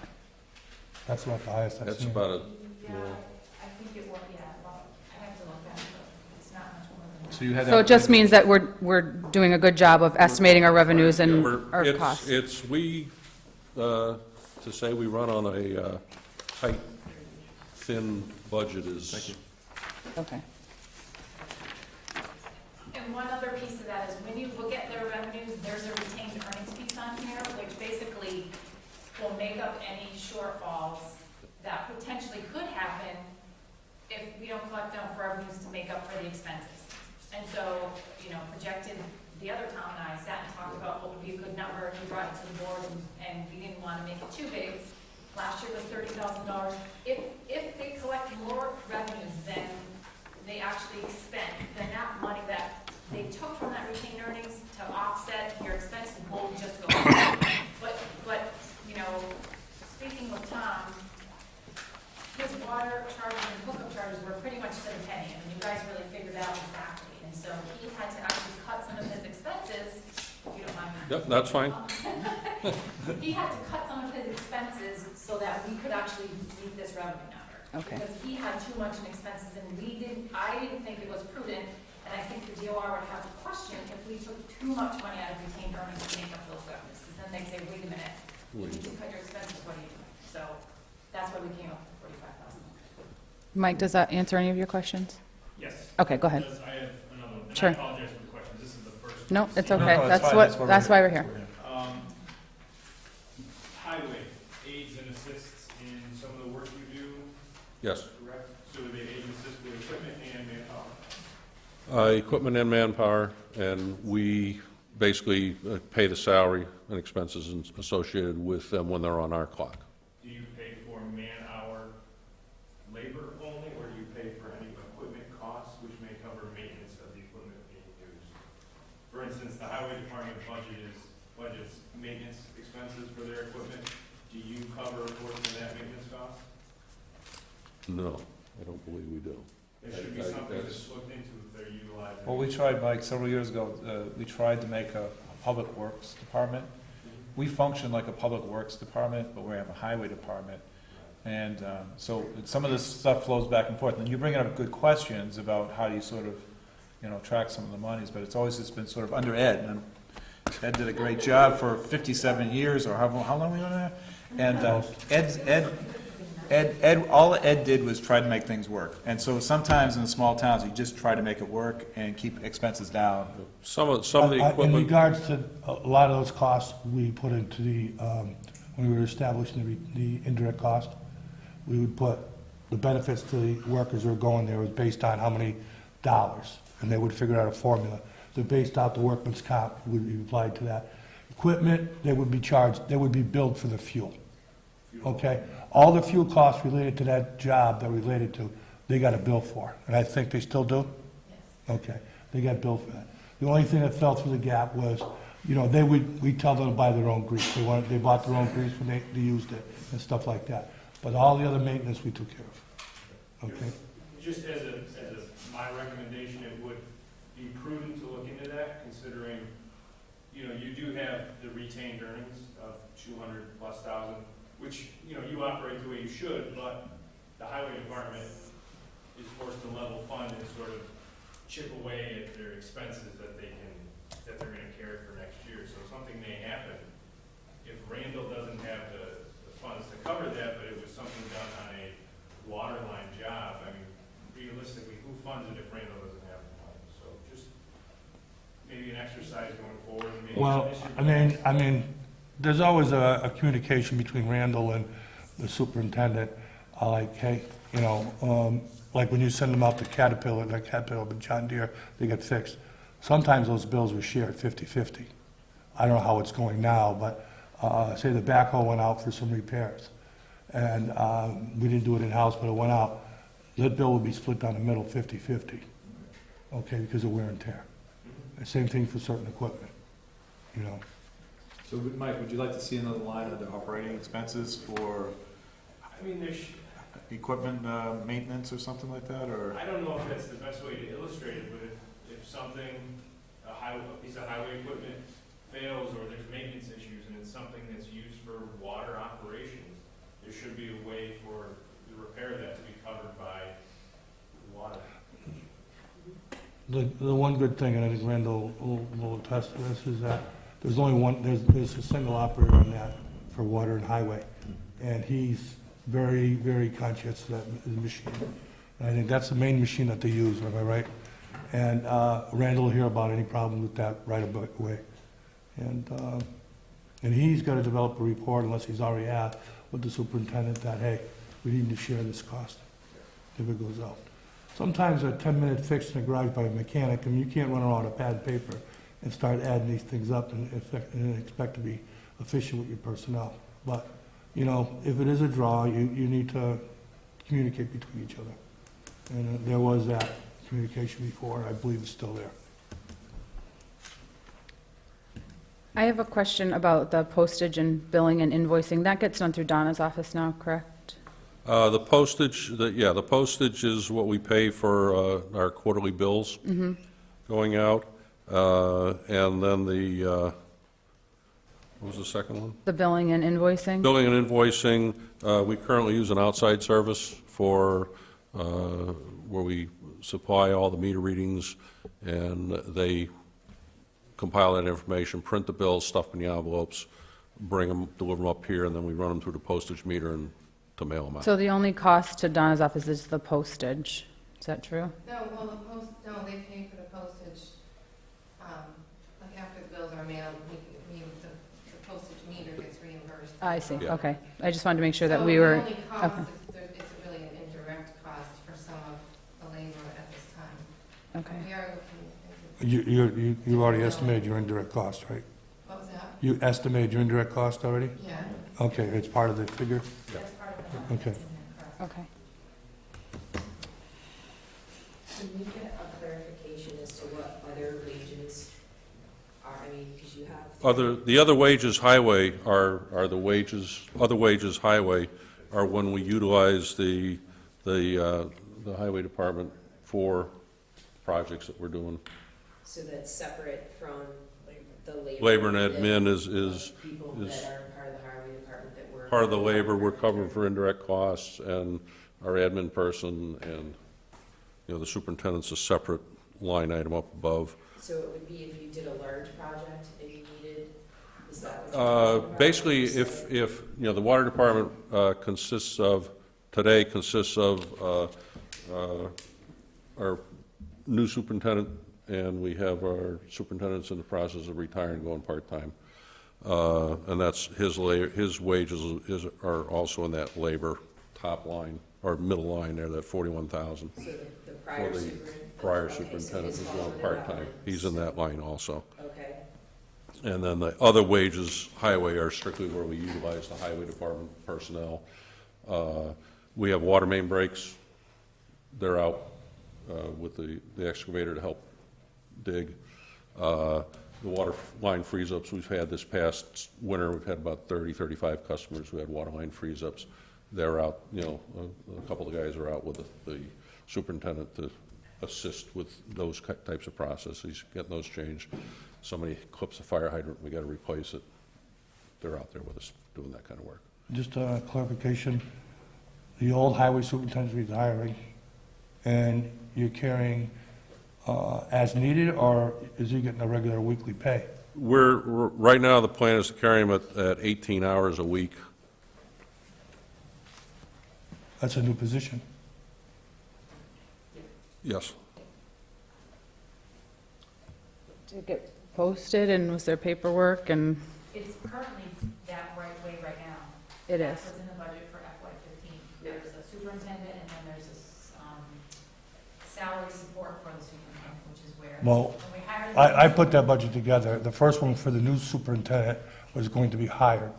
And we had to carry the old superintendent's salary too at the same time, because there was going to be a transition. And now that he's retiring, I see the need to keep him around, but I just want to know if it's an as-need basis, 5 hours here, 10 hours here, or a blanket 18 hours, like you just said. That constitutes a new position.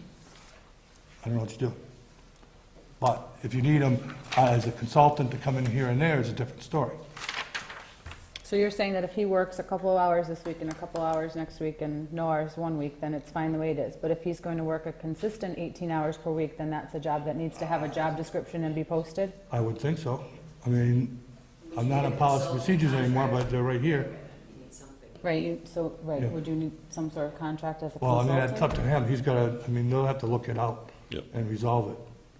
The person we're talking about has like 60 years of But if it's experience. a consultant too, the consultant would be Somehow to $9.99 keep him around would be good. I don't know how you do it. Versus a wage employee. I'm just trying to stay in process. Yeah, no, but he does have to bring a wealth of knowledge to the department. It's just how do you do it appropriately? Either, a service contract like. So is that something, Heather, is that something that you can help them navigate through? I can, and I guess I would support what Don and Vicky had alluded to, which is that if it's someone they feel is absolutely necessary, then I would probably do it as a 1099 gig and say either it's a, bill me, come up with an agreed-upon rate ahead of time, say, bill me, and by me, I mean you. Yes. Bill the water department for whatever it is, but say, maybe you say, okay, we put aside a total of $18,000 for this budget line item annually. You're going to agree upon whatever rate it's going to be and bill. The question is, Don, is Joe still on as a employee? Are we still paying all the contributions? Well, yeah, until his retirement date. Which is, So he has said June 1st.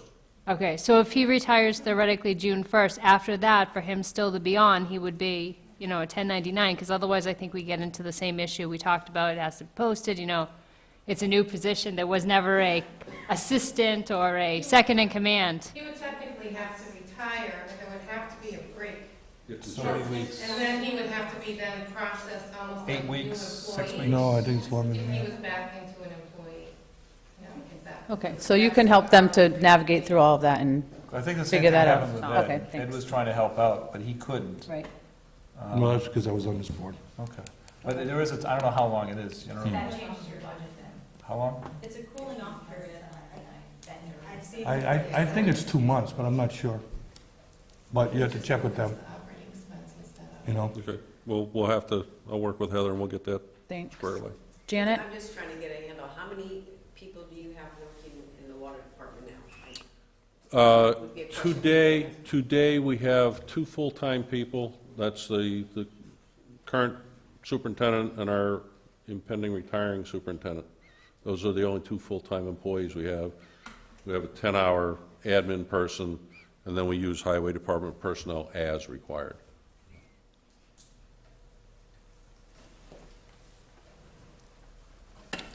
Are there any other questions for Mr. Neal about the water department budget? I wouldn't change the budget. No. I guess Francine? on engineering, is that, again, an outside consultant that comes in and we have a contract and What how does does that that mean? work? Yeah. The outside, the engineering is for engineering services, professional services that we use professional engineers for work that we have to have stamped and submitted to DEP. We don't have that In-house? in-house? No. And, but it's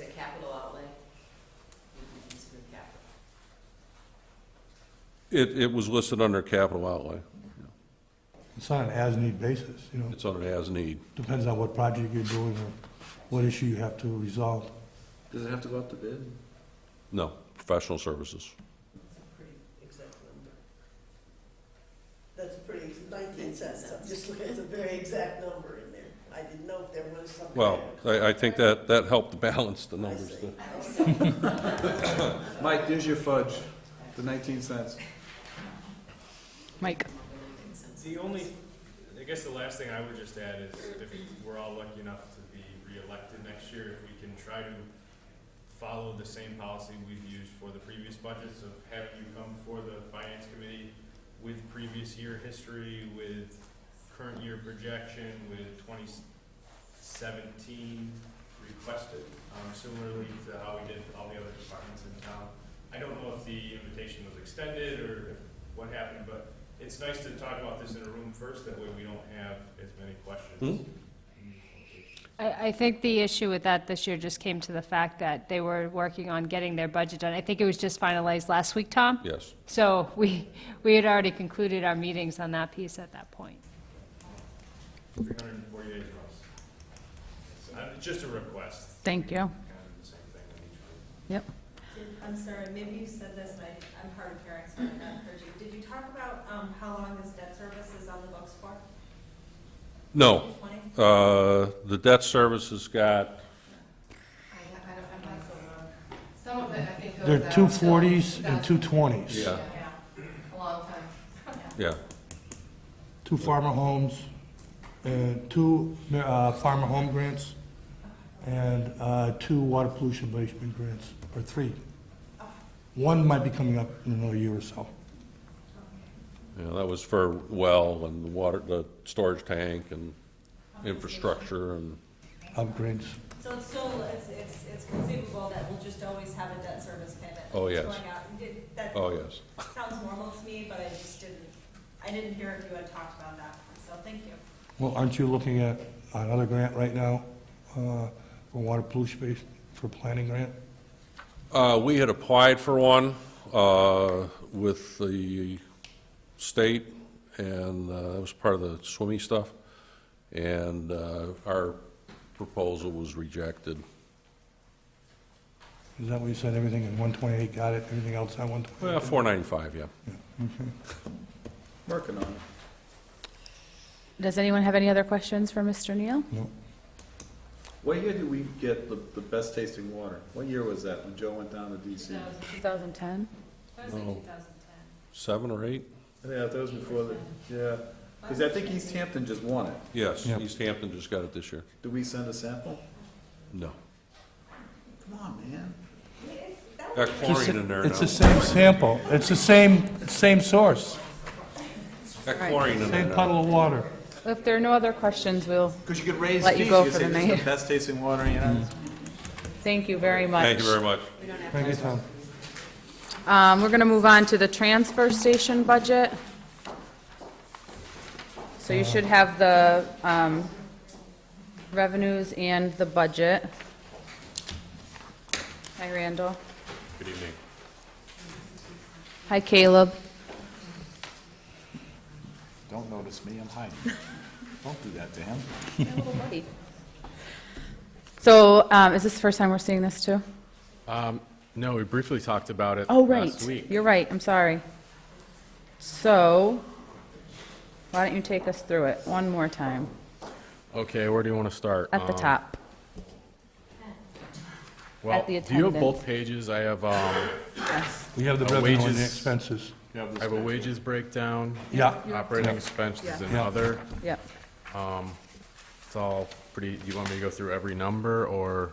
Well, does anybody have any questions? Maybe we should start there. Well, I'm all set right now. It's finance. I tried to break it out pretty transparently.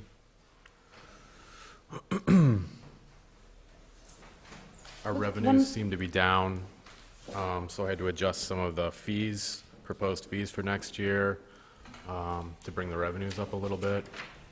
Which fees did you change? Um, Are they Here. listed here? No. Okay. I'm proposing going up on bags and increasing television tipping fees $5 because the electronics bin is filling up really quickly with larger and larger TVs. So I think it only makes sense to charge a little more.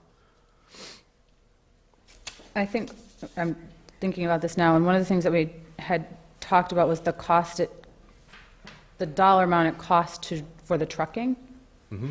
And so it is a really large number. Is there any way to go out to bid for that or figure out how to lower that cost, or what are? We're currently Yeah. in a contract for it, so I. How long is that contract? I believe it goes till 2018, is that correct, Ed, from what you remember? I haven't looked at the contract in a little while, but. No, I think it's 16. I don't know, there's an envelope that it had all the bids in them. And how many steers you want me to go get it? No, that was the one for Wickles, but I'm talking about the whole bidding concept. I think it finishes it up this current year. Our physical 16 year. Okay. So you might be interested in going out to bid. But this is all predicated on the number of trucks that you pick and truck, as well as, are you incorporating the waste in the trucking too? Yes. Okay, so you're paying a 60-yard dumpster of waste, which can be anywhere from $60 a ton, plus the trucking of that of $105. Plus the I think they're rental. going to Hoyoke now? I believe so. I think they're going to Hoyoke. Plus the And then rental of the recyclables, bins too. You got, when I did the breakdown, it was similar to this, but it was number of loads that I projected each year. And it looks like a high number, and it might have gone up accordingly, and his biggest concern was there was a fuel cost involved. But Fuel surcharge I had on every load. a conversation with Randall a couple of weeks ago. This number is getting higher and higher, and he presented to me about if I ever looked at buying our own truck and doing our own transportation. I said I did at one particular point about 5 years ago, but it was too expensive. Okay? But now, these costs are up there where it can be compatible, and you're gonna save money. But you're gonna have to put a $200,000 layout there in heavy equipment costs. You gotta buy 2 heavy compactors, and roughly probably 5 containers, and a And a truck. $175,000 truck. So you just alluded to this, the trucking cost, call it $100 and some odd an hour? Yeah. Yeah, well, I don't know what they are now. I'm not sure what the hourly rate is, but, maybe I have the actual cost, the vendor for the year, and it's gone up. It could go up again, because, when we left Northampton, because they closed, you were talking about we might have to go to New York, upstate New York. At one time, yeah. But, Because we didn't know where we were gonna be going to, so there could be a change in that as well. I mean, this trucking, you're caught in it. The point is, the trucker has a place where you bring your trash for probably $60. Now, you might find a place, like the burning plant in Springfield, it might be $175 for that $60, plus the trucking. So there's a big market up there on trash and what they're being charged for. When we were going to Northampton, we had a 10-year fixed agreement, and it was nice. It was a short haul, back and forth, but there's a lot of costs related to this now, where I think he should think about this with the Finance Committee Capital of doing your own trucking. I know Southwick does it, and Granby, Connecticut does their own trucking, because I see them coming into the MRF. And if you can think about it as a 5-year plan, I think you're gonna be ahead of the game by year 4 and 5. Yeah, so how much of this 106 would we save? You would probably save about, well, you won't save all of it. You're gonna have to hire a truck driver. Yeah. You would probably save about, in the long run, about $35,000-$40,000. A year. Yeah. That's a rough estimate. But I would say every truckload at $110 going over there, you wouldn't have to pay anymore. And you probably got a lot of them. Was it 5 a week? 250, 300? Yeah, I'd say 5 a week is a good number. And then, if, by having your own truck, you also have the flexibility of changing what market you're going to dump your trash. Okay, because one market might be 60, another market might be 45, Sometimes, there's landfills around here that they have deadlines, they gotta close up by a certain date, and you might pay a little more to truck it in there, but they might charge only $40. So, this is one avenue you need to look at in the future, because these costs are not gonna stay put, they're gonna go up, up, and up. If you had your own truck, could we pick up our own trash instead of calling? Is that the kind of truck you're talking about, like a No. garbage truck? No, you're talking a big flatbed. Oh, not somebody, not, Yeah, okay. it pulls it Not like we pulls would have garbage No, pickup or something. those, they pick up these containers. In that situation, we would still rent the containers, so. You would still buy, you would have to buy your containers, and we have to buy 2 compacting units. You know, we own about 4 containers now, we bought, we got grants over the years from the MRF, and there's always these little programs you can pick up, maybe a container here and there, but, those are things that, you know, in the long run are there. But I would seriously think about it, because these costs are not, they're gonna go up by 15–20% in the near future. Because waste is a big thing. That's why recycling, it doesn't cost us a nickel to dump our container out there, just the trucking. Okay, and then sometimes we get, the new contract is only like $10 a ton back for every ton we brought in, but in years past, we were making $40 and $50 a ton, and we were making some good money in recycling. And even if you get revenue from it, you still have to pay for the trucking And then you think fuel about all the money you're surcharges. saving by not paying for those recyclables dumped on the ground. You're not being charged for them, the state runs the program. Mike? Is the scrap metal dumpster profitable? Yes. Goes with the market. Okay, but there, I mean, at the end of the year, it's not in the. Well, we get, the container that gets there is owned by Sullivan. He doesn't charge us for anything. He doesn't charge us to pick it up. He just gives you a check once a week He gives based us a on percentage of what the market market is. So, I'm sorry, Liz, quick. Yeah? I mean, do you see that the permits are increasing with the population, decreasing usage? I mean, In the 2 years you I've, measure by permits, right? right, I haven't seen them go up. And even though the Ed, population is growing. You had ordered like 1,500 permits or 1,700 permits, and last year I think 1,500. I sold under 1,400, or approximately 1,400. So it seems like fewer people then are using the transfer station? Yeah, I've heard anecdotally that there are a lot of trash trucks in town too, and I don't think people want to take the time to go to the transfer station. They just, opt for curbside. So that's my next question. Where is the transfer station currently? It's down over here. Thanks, doctor. As far as, Financially, is it in the hole at the moment, or are we breaking even at the moment, and where do we expect to be by June? by June, I expect to break even.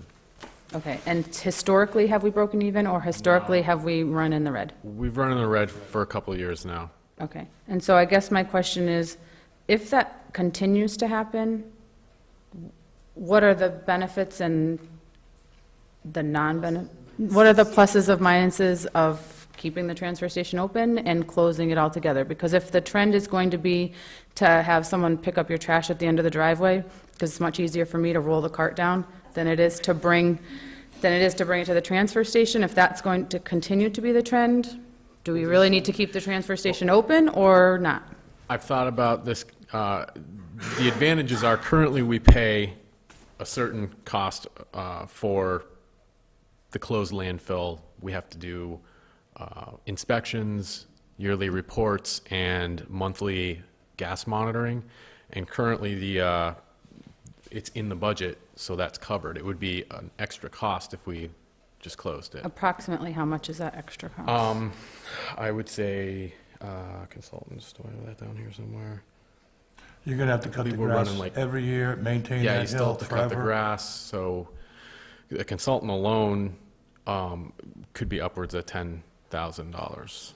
Okay, so if you conservatively said $15,000, and then you decided to keep the transfer station open one day a week and collect big items or scrap metal, or just, narrow down the scope of the function of the transfer station, would it then be feasible to cover the cost of the no matter what?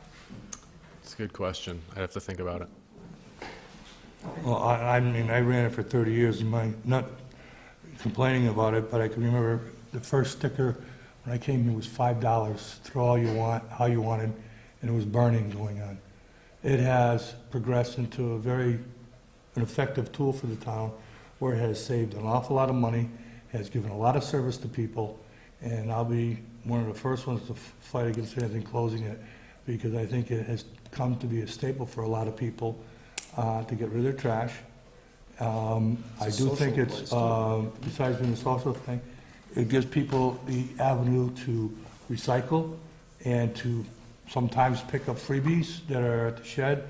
But if it's to say that you're not going to go up on the rates to put a positive in on this every year, then that's wrong. You should go up accordingly what you need. And I don't think our rates are very high. I think they're pretty low. I've looked around surrounding cities and towns, and they seem pretty competitive, Yeah. if not low. I mean, they were low before you raised them last year. Yeah, well, Yeah. they're still competitive, I think. Yeah. But there's other benefits to having this. I mean, Well, absolutely. We have a composting program. well, it's not only that, you're not finding mattresses out on Former Road now. I mean, it's. We still have, Occasionally, but I mean, Yeah.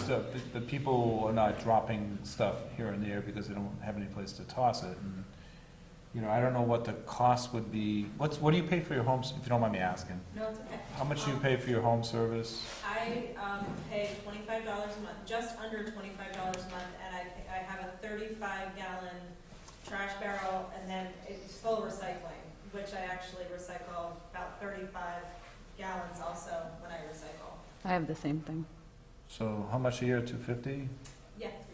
$250, and then, so a This is- permit is 75 now, Plus $1 a bag, $1 a bag, I don't know how many bags. $2 a bag. $2 a bag. yeah, It was $1 before, it went to $2. So, it went up 50 cents last year, and in order to make the revenues, I Okay. had to go up another 50 this year. For the convenience of it, I mean, I guess So is why it picks up at the end of my driveway. $175 worth of bags in a year? I don't know if I use that many. No. That'd be a lot of I bags. mean, I a use lot of one bag a bags. week. I guess it would depend on the size of your family and, So it'd be more expensive for me to have curbside Yeah. than to use a transfer. The whole concept of paying for bags, too, is recycling's free. So if the more you recycle, the less you're going to pay in bags. As the scholarships from all the return cans for the kids that we give every year at the end. Francine? I was just gonna ask about that program. How much in a year do you give away in scholarships? And how much does it cost the town to do that kind of recycling? Is the cost, if the Is cost there a is cost the town? associated with it? Well, right now, we have part-time assistant attendants. We pay $10 an hour on the weekends, and they sort the cans and bottles, and then highway guys bring the bottles back during the week, and it might take them an hour. As far, Additional cost to the town for the program. it's slight for the, I believe it's a benefit that we. Well, when we first started off, was their work was done, and they had extra time in their hands. So we started this, we started with paper, and people would just throw paper in there. They were very messy, and then we found another way of dealing with that. But bottles and cans became an item where it was easier because they started deposits. And people had time in their hands to fill out their day, they would go over there and work on those things and separate them. You know, sometimes it gets ahead of them, sometimes it gets behind them. But considering how much money, I would say we've given out well over $75,000 in scholarships over the years. And the sad thing about it, there's been a surplus in there. People are not using the scholarship fund as much as they did in the past. Yeah, there's probably about $10,000 in Yeah. there, 7,500, In the scholarship fund? Yeah, if you look at your revenue reporting, Because I think this past year, you only gave out 5, where 5 or 6. well, we've been averaging 10 before Is that. that because people don't know to apply for the scholarship? I publicize it Can I all apply? over the place. Oh. it's not going to be on that sheet, Dave. Okay. So is there, seeing that I don't use the transfer station, when you go, do things have to be weighed and you pay for it based on weight, or you just, You buy a permit to be able to use the transfer station. Anything that's recycled is free. okay? There's a tipping fee schedule for bulky items like TVs, mattresses, and it's all laid out. And so you pay that when you go there? Yes. Yeah, if you have oil return or something like And that. so are those things monitored as closely as they should be, or is that somewhere where we could capture revenue? It depends if you There's want always to people hire that another. have creative ways of coming in. Yeah. The creative ways are they have a pickup load of leaves, and the attendant doesn't look close enough because he's busy, and all of a sudden there's a refrigerator in there for $40. Okay? It happens a lot. Am I right, Randall? You're not giving anybody ideas, Ed. Ed, Yeah, why'd you you're say right. But well, That's I'm now called proposing, McCauley.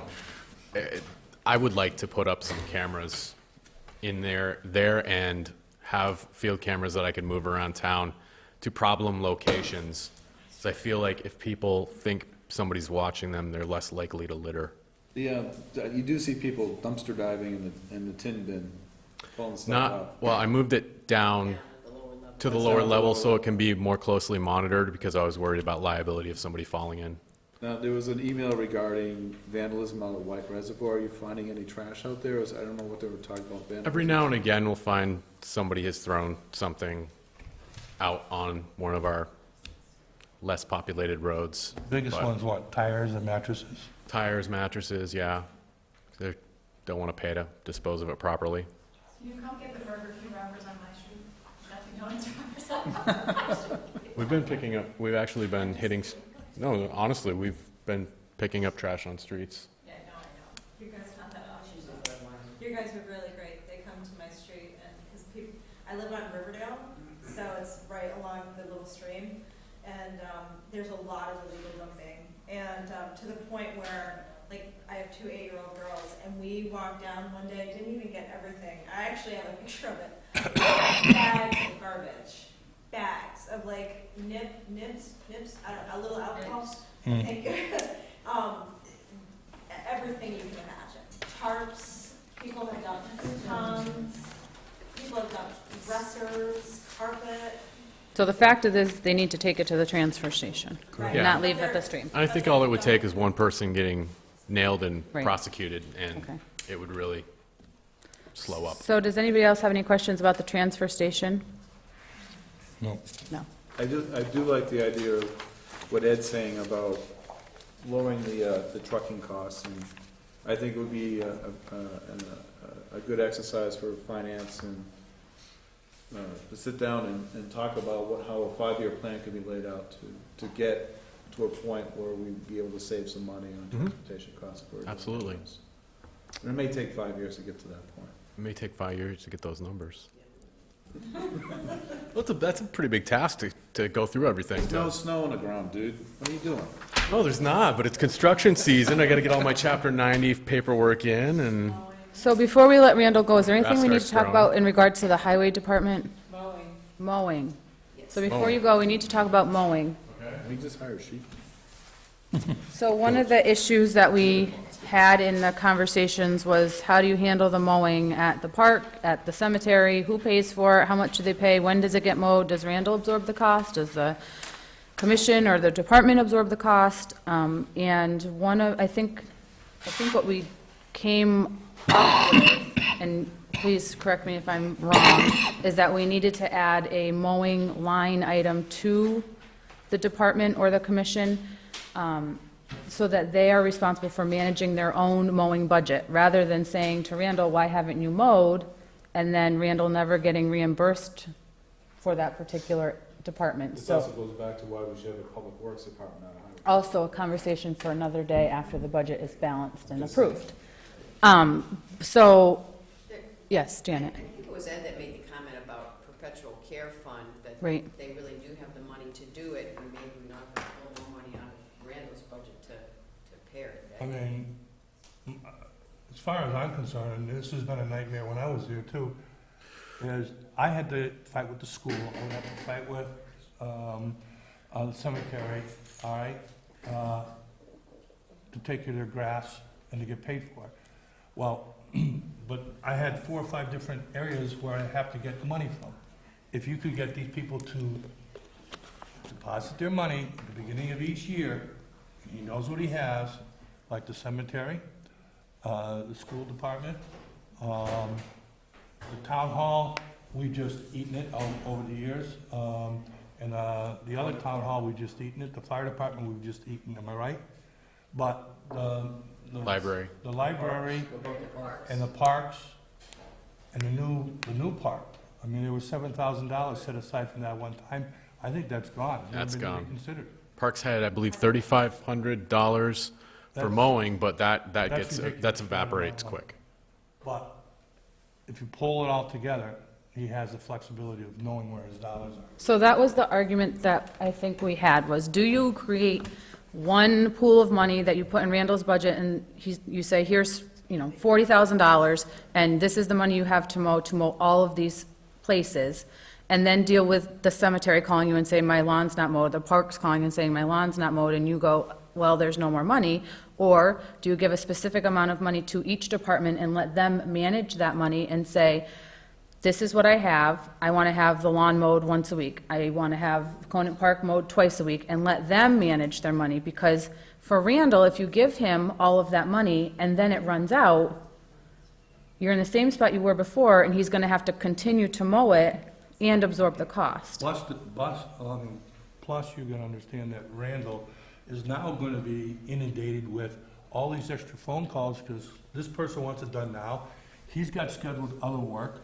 He needs to be able to schedule those work way in advance of somebody calling up and saying, hey, I'm not gonna get my lawn this week.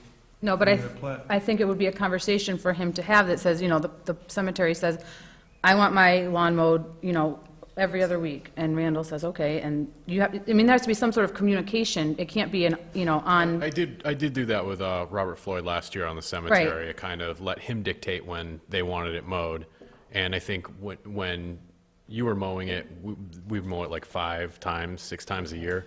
We only ended up mowing it. We do a spring cleanup in a fall. I'm not saying have, we mowed it 4 the times park last call and say, we want it mowed right now. It would have to be set up in advance, but at least they're managing their own lawn care I kind of budget. disagree, because the park's a different story. That grass grows very fast in the spring, and sometimes you have to cut it twice a week. You're also dealing with a couple hundred kids out there playing on that, and it needs to be looked at least once a week to be cut so kids don't get hurt. There's holes that need to be filled in and stuff like that. That is a responsibility that should be Randall's call on a weekly basis, not to get phone calls and say, go cut the grass here. I guess I hate to watch Randall's budget and know that doesn't have enough money to do all of that mowing. And so if that's what we choose to do, we need to make sure that there's enough money in there to do it. Is the exercise? There is not, there is not enough money budgeted to cut the grass. Let's realize that Okay. right now. His budget has always picked up the slack there to the tune of about maybe 30%. So, has an exercise ever been done to figure out the actual cost, or an estimated cost to mow the lawns 6, 7, 8 times a year for 4 or 5 different? I did that last year. I try, and it gets busy. There may have been days that fell off of here, but it looks like I use an average cost of highway employees. Just I averaged all my wages. To mow the cemetery 4 times was $4,737.60. To mow the parks, both Labrie, Conant, and Crossroads, was a little over 6,000. And to mow Town Hall, the Common, Fire Station, PD, Library, and School was 6,334, approximately. What? And the landfill. The landfill, that came out of landfill expenses. But, I mean, like I said, that's What about Church Hill? Church Hill. That's our responsibility, it's owned by the park. You mow it, or is that it just turns the hands on? No, actually, we mowed that last year too.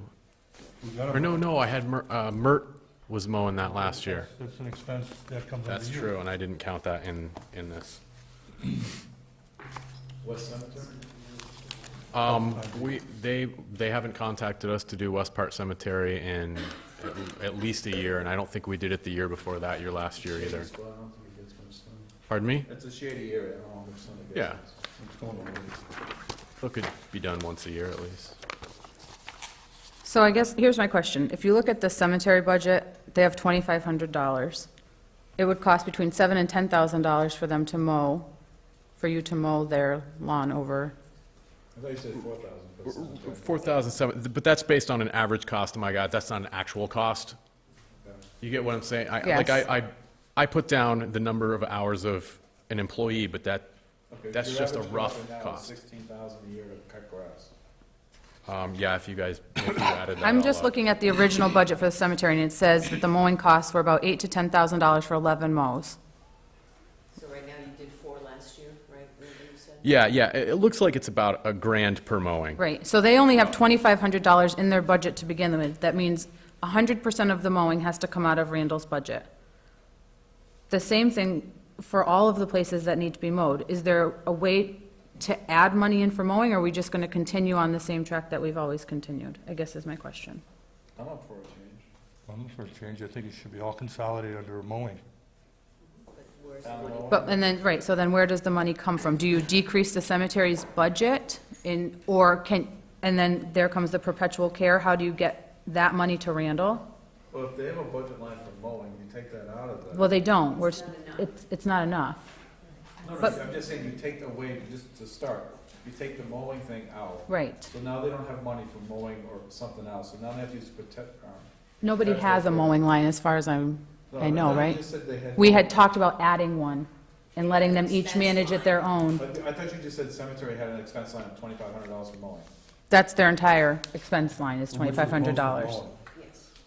That's the only line they have, one line. That's what it is. They use that for mowing, is that what they're using it for, or they use it? They use that for expenses Yes. and fuel, right? Fuel Yeah, and I charge mowing. them for fuel too. That $1,000 per event includes fuel. Okay. And listen, I'm just trying to consolidate all, Right. what money you have. Right, Drop it into the mowing fund. So if you take $1,200 out of that and leave them some money for maintenance, now you have to come up with $14,800. right. So is there any money in the parks that they have set aside? There's money in the perpetual care, which I've been telling people about Right. this for How do you years. get that money? That is for gravestone maintenance and ground maintenance running. The commissioners have to allocate it. I don't know what the dollar amount in there, but they need to sit down and allocate it. When they came to meet with us, they said they were going to use it for that other cemetery that's over, or maybe this is, I forget. They need to add more land and stones, because there's not enough property for more stones and whatnot, and they were gonna use that. The Johnson property's right there. It's- But perpetual care, when you sign up for perpetual care, that's for your maintenance of your property where your grave is, not for capital building. So I think that's not appropriate use of that fund. It is appropriate use to mow. I thought there was a project in mind, I mean, the Johnson property was donated for a park But they and need- cemetery extension. Right, they need to do work before they can actually. But that can come out of CPA, that can come out of CPA because it's a mixed use, it's not only a cemetery, it's supposed to be a park as well as a cemetery, is what the Johnson property is supposed to be. Right, so we need to figure out how to access the perpetual care money and what the actual purpose of that money is. They are the only ones who are allowed to allocate. Can I make a suggestion? Yes. Can we have Heather and Vicky, sorry, get together and look at these funds and talk to these people and saying, your funds we need up front from now on. And the other thing too, I think is a gross injustice, is the amount of money that's in there for mowing the park. I mean, I don't think there's anywhere near enough money to do that, and that needs to be addressed. Maybe this was a couple of months ago when the park commission came before the board for their new fee structure for the year. They talked about potential revenues from rental of the fields. Has the potential revenue ever been brought forth? I know we didn't get it for 2016, but to your point, if we're not carrying enough to mow, does the revenue help subsidize whatever the delta is there? Has anyone seen a figure for that? I can address that briefly. I don't want to speak for the park commission, but they have instituted the fee schedule, and it will definitely help subsidize the mowing out there. I don't know if it'll make it completely whole, but if all the revenues they project come in, then it will be closer than it is now. Let's put it that way. Is that a revolving fund now? I forget. It will be. It will be? Can I just say one thing? Yes. We do pay somebody to do some of the mowing, and Peter Freer does the ones around the walkways. You know, Okay. the mowing, you guys, I'm not sure exactly which areas you do, but he does the small areas around the walkways. Huh. We mow the whole thing and weed whack it. You do the ones around the walkways too? Yeah? Yeah. Talking about Dick Ferry or his son? Peter. I know Peter every once in a while would come in and trim, you guys would hire him to trim bushes and things. Oh.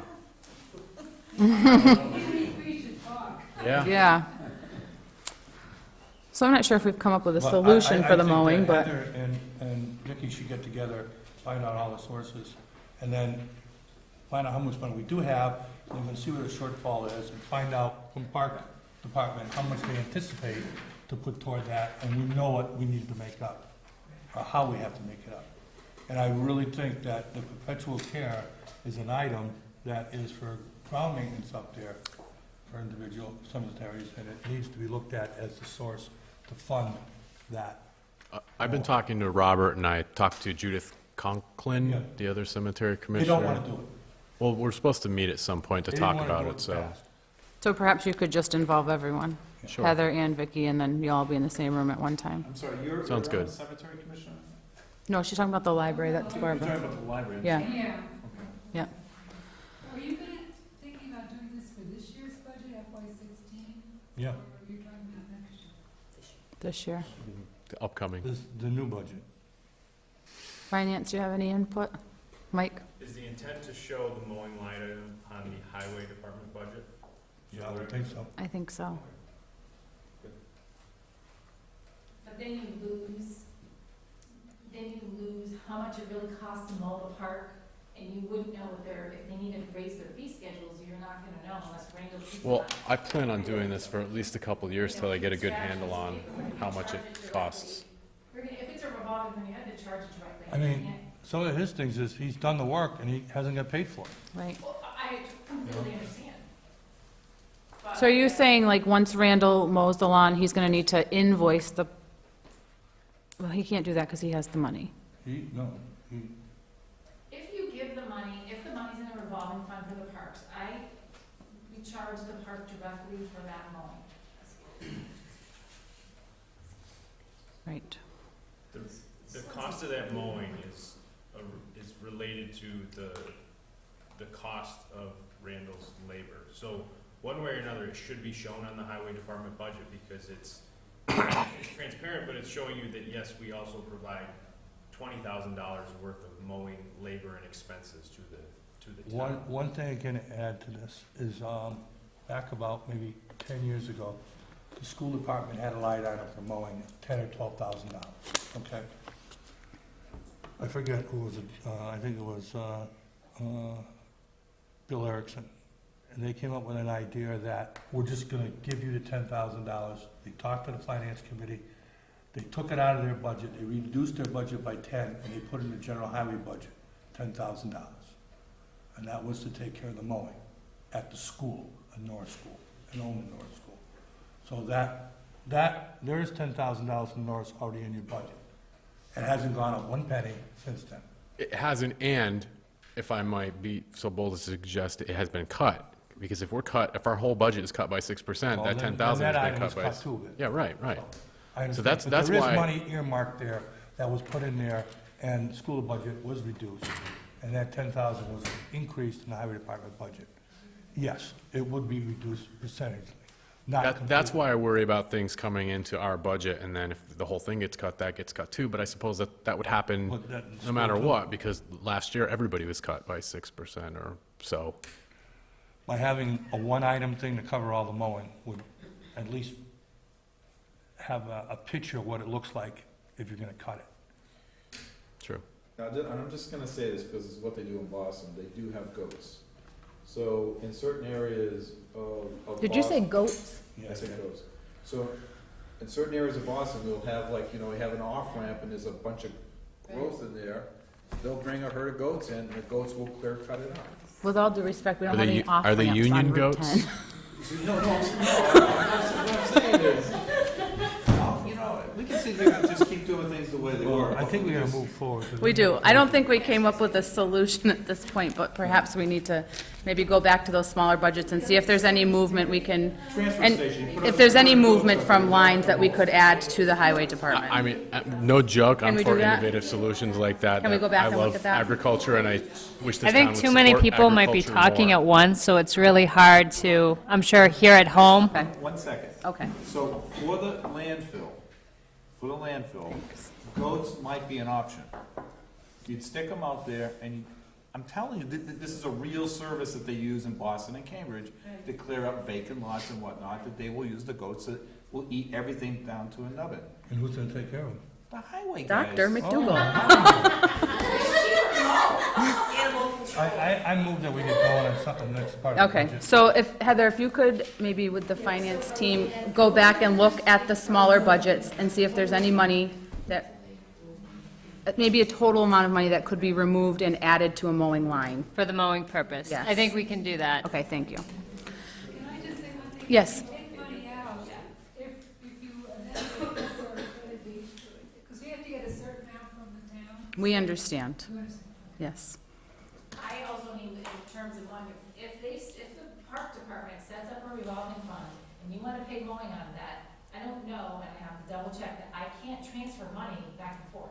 I can't take it from the revolving fund and put it in the general fund. Okay. So, I gotta just double check to make sure. what Could the the parks be rules- could the parks be invoiced then? Like when Randall mows, they invoice the park and then it's paid out of the revolving fund? They cut a check, I mean, that's really, it's a waste of our time to do that process. So can we Like think, direct charge, if I have my druthers, I'd rather direct charge. That's, It's easier than okay. because if they send an invoice, they give it to Joyce, Joyce processes it, she gives it to Donna, Donna cuts a check to the highway, I mean, it's really not very. So you know all that better than I do, how that would work. So if you guys could come up with a Yeah. I was plan for under the that. impression, Randall, you had a problem. I had a what? You had a problem with the mowing. Do I? And now it doesn't sound like you have a problem. Well, I think I the mean, problem is that he's mowing a lot of stuff. I know he is. And we're Yeah, trying to and- come and- up with a solution to make sure that, because budgets are tight, he's not, eating half his budget away mowing lawns. But, Right. we're just trying to, it was just a conversation about a possible solution to Well, you got possible Heather problem. and Vicky working on it, right? Yes. So we And- can A move different way forward. to attack the problem, to Just- make sure it's Just to more address more David's counted suggestion of goats, so they do have them, but they seem to be, they're not owned by the town, they're actually owned by individual companies. So like they have Goatscaping Co. down in Hingham, just to let you know, so they would take care of their own goats. I'm just saying, the town, you could, Okay, so can we're going to winter 'em move down on in now. Russell Randall, Park. I think that we can, Randall, you are free to go. I suppose we're done with you. Thank you. Thank you. Chief Silvernail, thanks for being so patient in the back. Now I just need to find your... I'm hopeful that we don't. I don't Nice have, haircut. I can't find my police part. what? My police page. Oh, you want this one? I don't know, I can't find it. Well, it's on the back of the fire. Oh, I got it. Hi, Chief. Hi. Thanks for coming. Thanks for waiting patiently. So we're here to talk about your budget.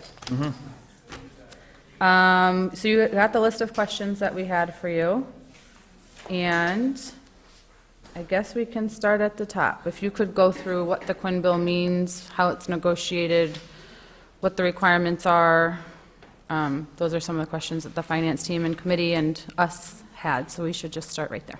Okay, so the Quinn bill, with the education incentive, I think it's important probably to start off with the history of it and why we have it here. When the police union first brought that issue up a number of years ago, the select board at the time decided they didn't want anything to do with the so-called Quinn bill.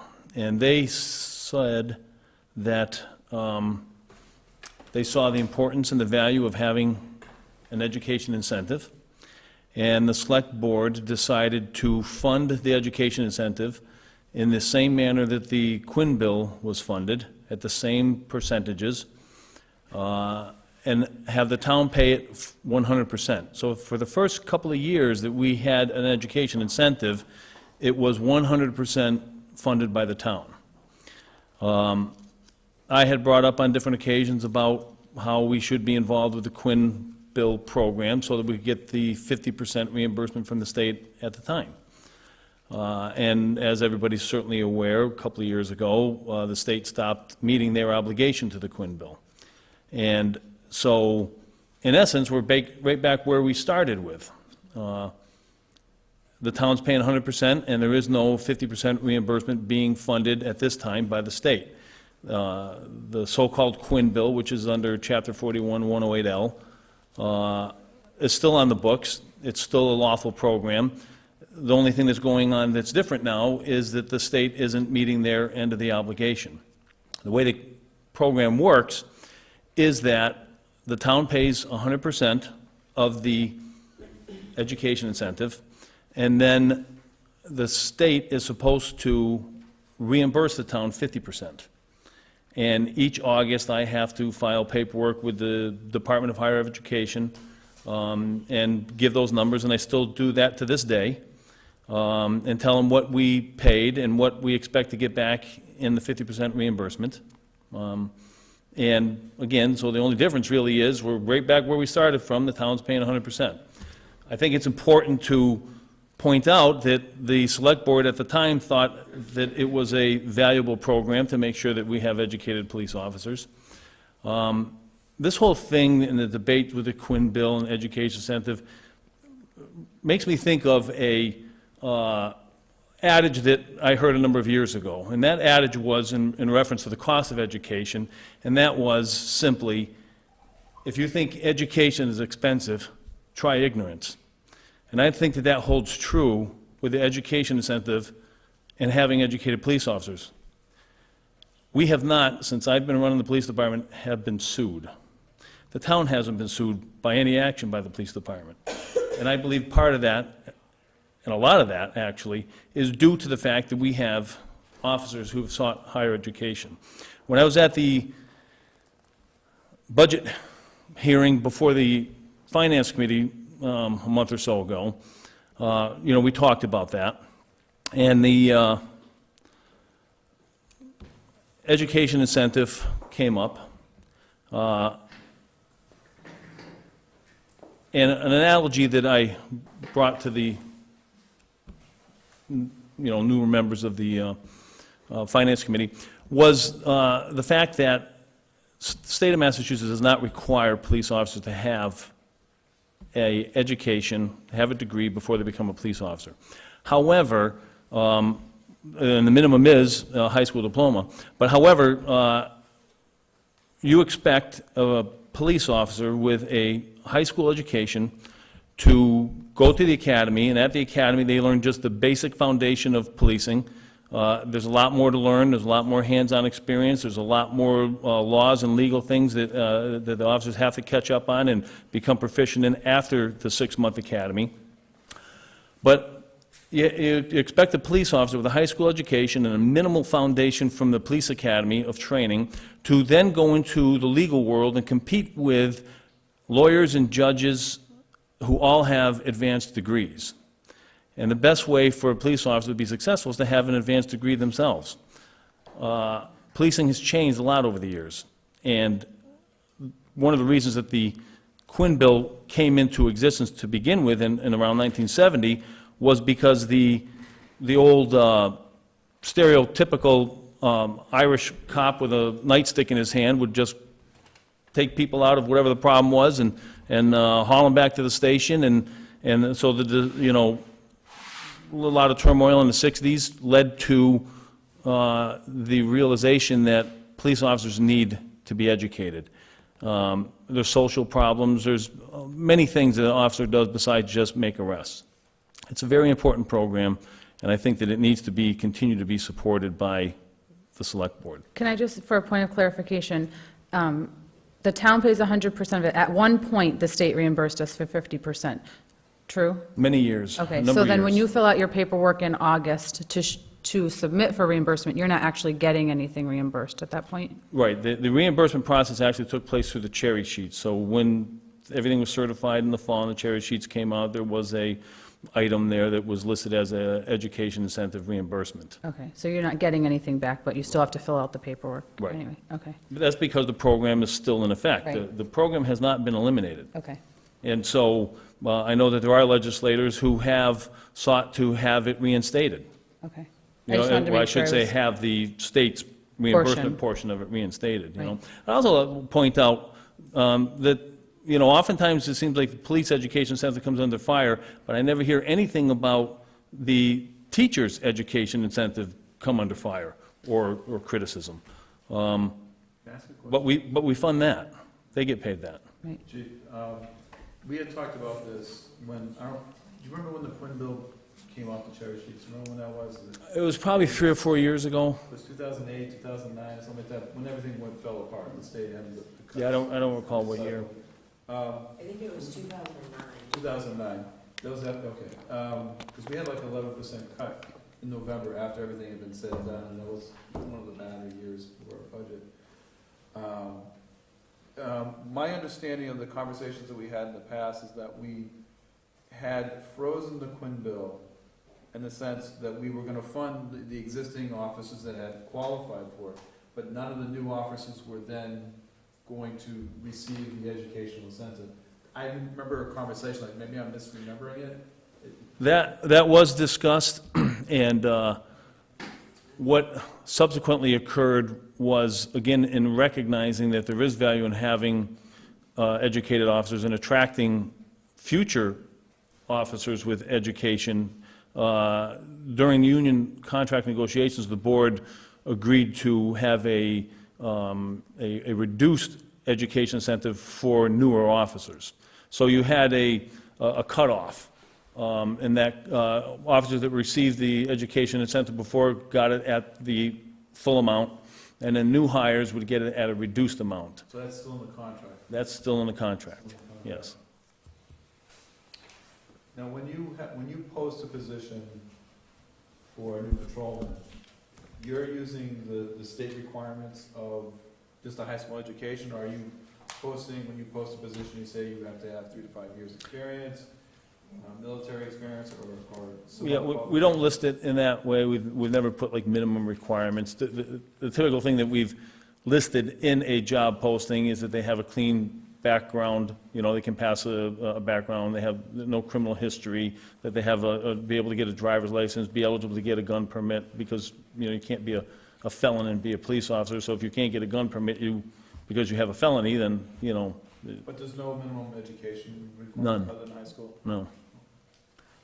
And I would also point out, though, that across the state, a lot of communities have done the same thing that we did and recognize the importance of that and have funded it 100%. Some communities have also funded it at reduced amounts, reduced percentages, and also some communities have just gone to straight like stipend amounts, you know, say like $2,000 for this, $4,000 for, you know, bachelors or et cetera, you know, instead of the percentage-based way that the Quinn is actually based on. How come you don't have a contract? You should be asking yourselves that question. I've been waiting for a contract since 1999. But did we ever really start, we were talking about that at some point? Did we talk about that? I put together a contract in 1999 and Before my time. talked to the select board about that, and it was supposed to occur, and so you have to ask yourselves that question. Why doesn't the police chief have a contract? Would you want a contract? Would you rather have a contract? At this stage in my life, it's not important to me.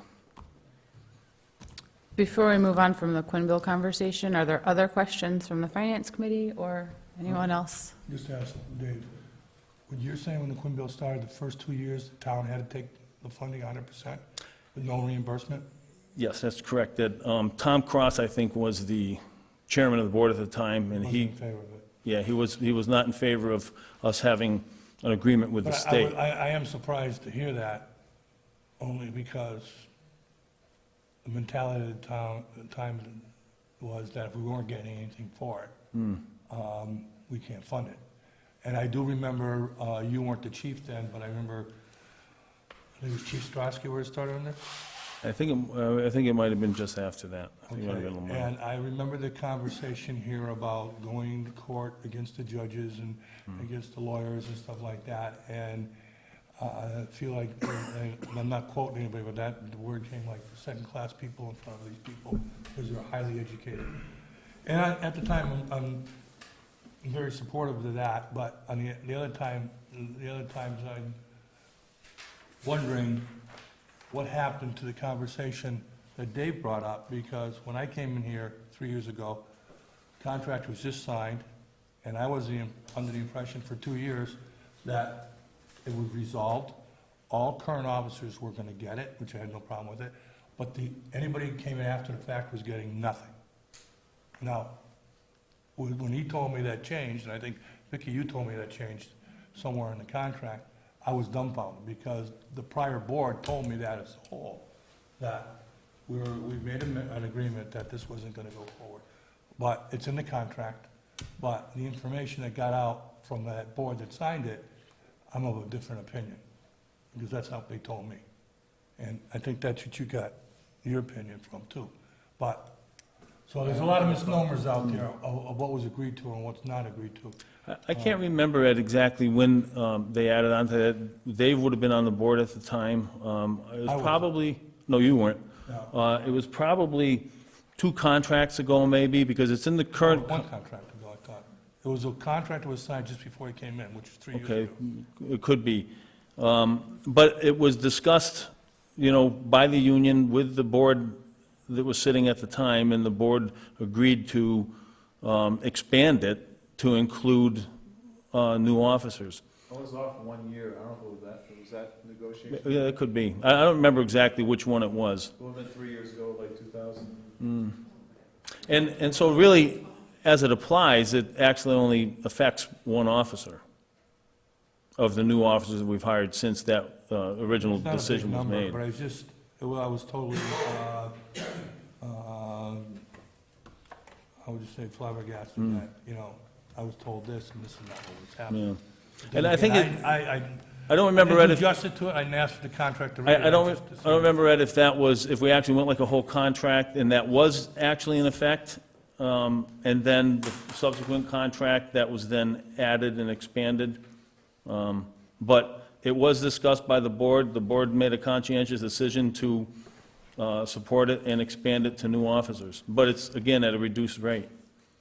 Amanda? So after we met with the chief, I did some research, because if we're gonna ask him about this and cutting it or reducing it, and one of the things that I found when the state stopped funding the mandate was a lot of towns used it as a negotiation tactic. So they continued to fund it in order to offset whatever they were gonna provide in contracts for raises. So just as a point of consideration, I don't know if that's what we did, but it's something worth looking into, not knowing what I don't know what we negotiated for contracts. But that is what some municipalities did and continue to do. And I'm glad you brought that up, Amanda, because that's exactly what the select board did.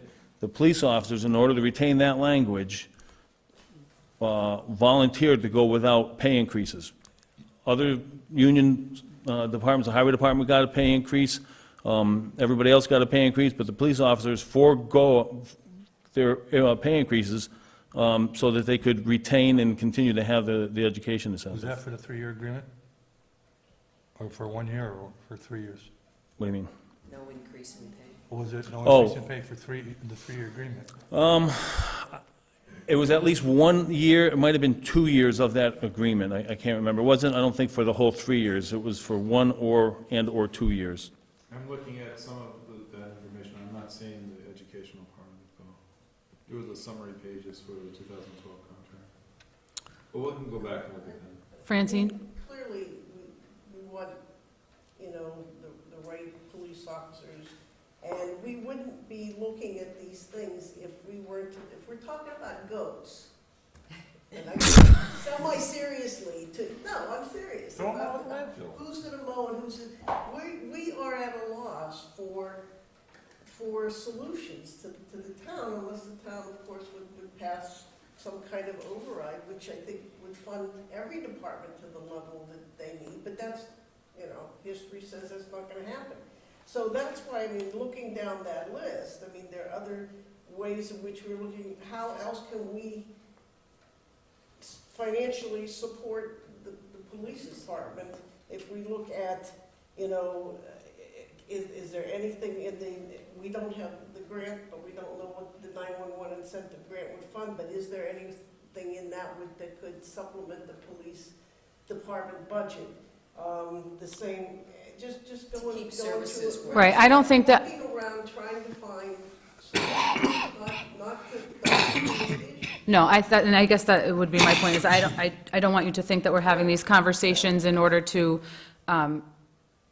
underestimate what is happening at the police department, but I think that the finance committee is really trying to do its due diligence and ask the right questions so that going forward, they have the answers and know what's happening, and, you know, it's just a conversation, it's not, you know, a decision point at this I can, and don't take this the wrong way, but I can tell you that if the education incentive were eliminated, we would lose officers in the department who would go to other departments that offer the education incentive.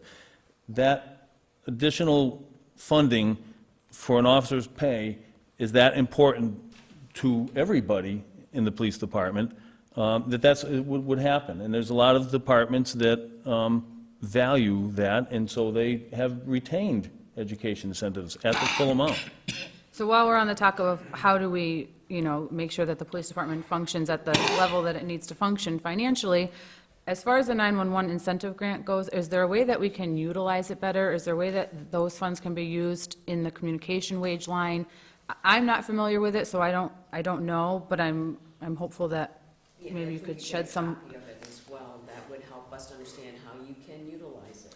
Yeah, the incentive portion of that grant, you know, the 911 grants can be used to supplement wages, they can be used to pay for equipment, they can be used to pay for training. So it's absolutely something that can offset costs in the dispatch budget. Okay, so do we utilize it 100% now, or is that something that we could maybe work on doing better for this budget in order to offset some of the, Yes, we can utilize that to help offset the costs going forward in this budget, in future budgets, so long as they continue to have that grant available. so if we're talking about level funding you where we're at, and, I mean, I think at the last meeting, you made it very clear that that would, if we level fund you right here, where you are, it would mean laying off 2 police officers, is that true? Well, I think that would be certainly true if, as I told you on Tuesday night, Jeff Silva, one of our full-time police officers, he's our most recent hire, grew up in Southampton, his parents live in Southampton, he went to Hampshire Regional, he's an outstanding police officer, he's got a young family, and because of all this talk of what's going on and the obvious lack of money, it's made him very nervous, and he has sought employment elsewhere. And he had a final interview with the police chief of that department on Friday, and he informed me on Friday that they gave him a conditional offer of employment. So we're going to lose him, and it's a tragedy because we have a lot of money invested in full-time police officers. It's cost several $1,000s to put them through the academy, a lot of training in-house. And this is a particular guy that I really, really hate to lose. He's an outstanding officer. He works well with the public, smart guy, has an education, and he's the guy that actually is getting the benefit of this amended education incentive to give him a reduced portion on it. That's what happened to Bill Massey as well. It's a repeat of that, absolutely. We're losing a fantastic officer, and so when we get back on our feet, obviously we're going to be looking to replace that officer, and it's going to be an additional cost, you know. We have 10 full-time officers. That's pretty much what most of the departments have of our size, 10, 11, 12 in that area. The Northeast average for police officers per capita, per 1,000, is 2.3 officers per 1,000. So that should put us in the 13 officer range. We have 10. We're about to have 9. I was told, I guess, at the last Thursday's night meeting, a week ago from tonight, it was mentioned that Belchertown has a much larger population than us, and we have more police officers in Belchertown. Well, I called the Belchertown chief to verify that, and they have 17 full-time officers. They have 10 reserve officers and 7 auxiliary officers. So they way outstaff us. I don't know where that misnomer came from, that we have more officers than Belchertown, but it's not so. Per capita, we have more officers than Belchertown, per capita. Because if they have 17 full-time officers and we have 10, per capita, we have a larger complement. Problem is, though, we have 2 officers on duty, and we're about to have 1 officer on duty on some shifts. Belchertown, per capita or not, does not have that problem. So we're going to be putting officers in harm's way, sending them on calls by themselves, hoping to get someone in from another community or from home to back that officer up. That's where we're headed come July 1st. Can we go back to the 911 incentive grant for a minute? How much money is that per year? It's been around $10,000 if it all gets approved for the incentive portion of it. How many portions of it are there? Incentive and training and ed. And how much is in that part of it? I think that was another $6,000 that we can apply for. The thing with the incentive and training and ed program through 911 is that they are reimbursement programs. So we have to spend the money So you spend it and first. then you apply for the reimbursement? That's right. Okay. So we haven't really incurred the training portions, expenses of that, and so we don't have, that's why we haven't gotten any training reimbursements, because we haven't spent that money on that. Training, okay.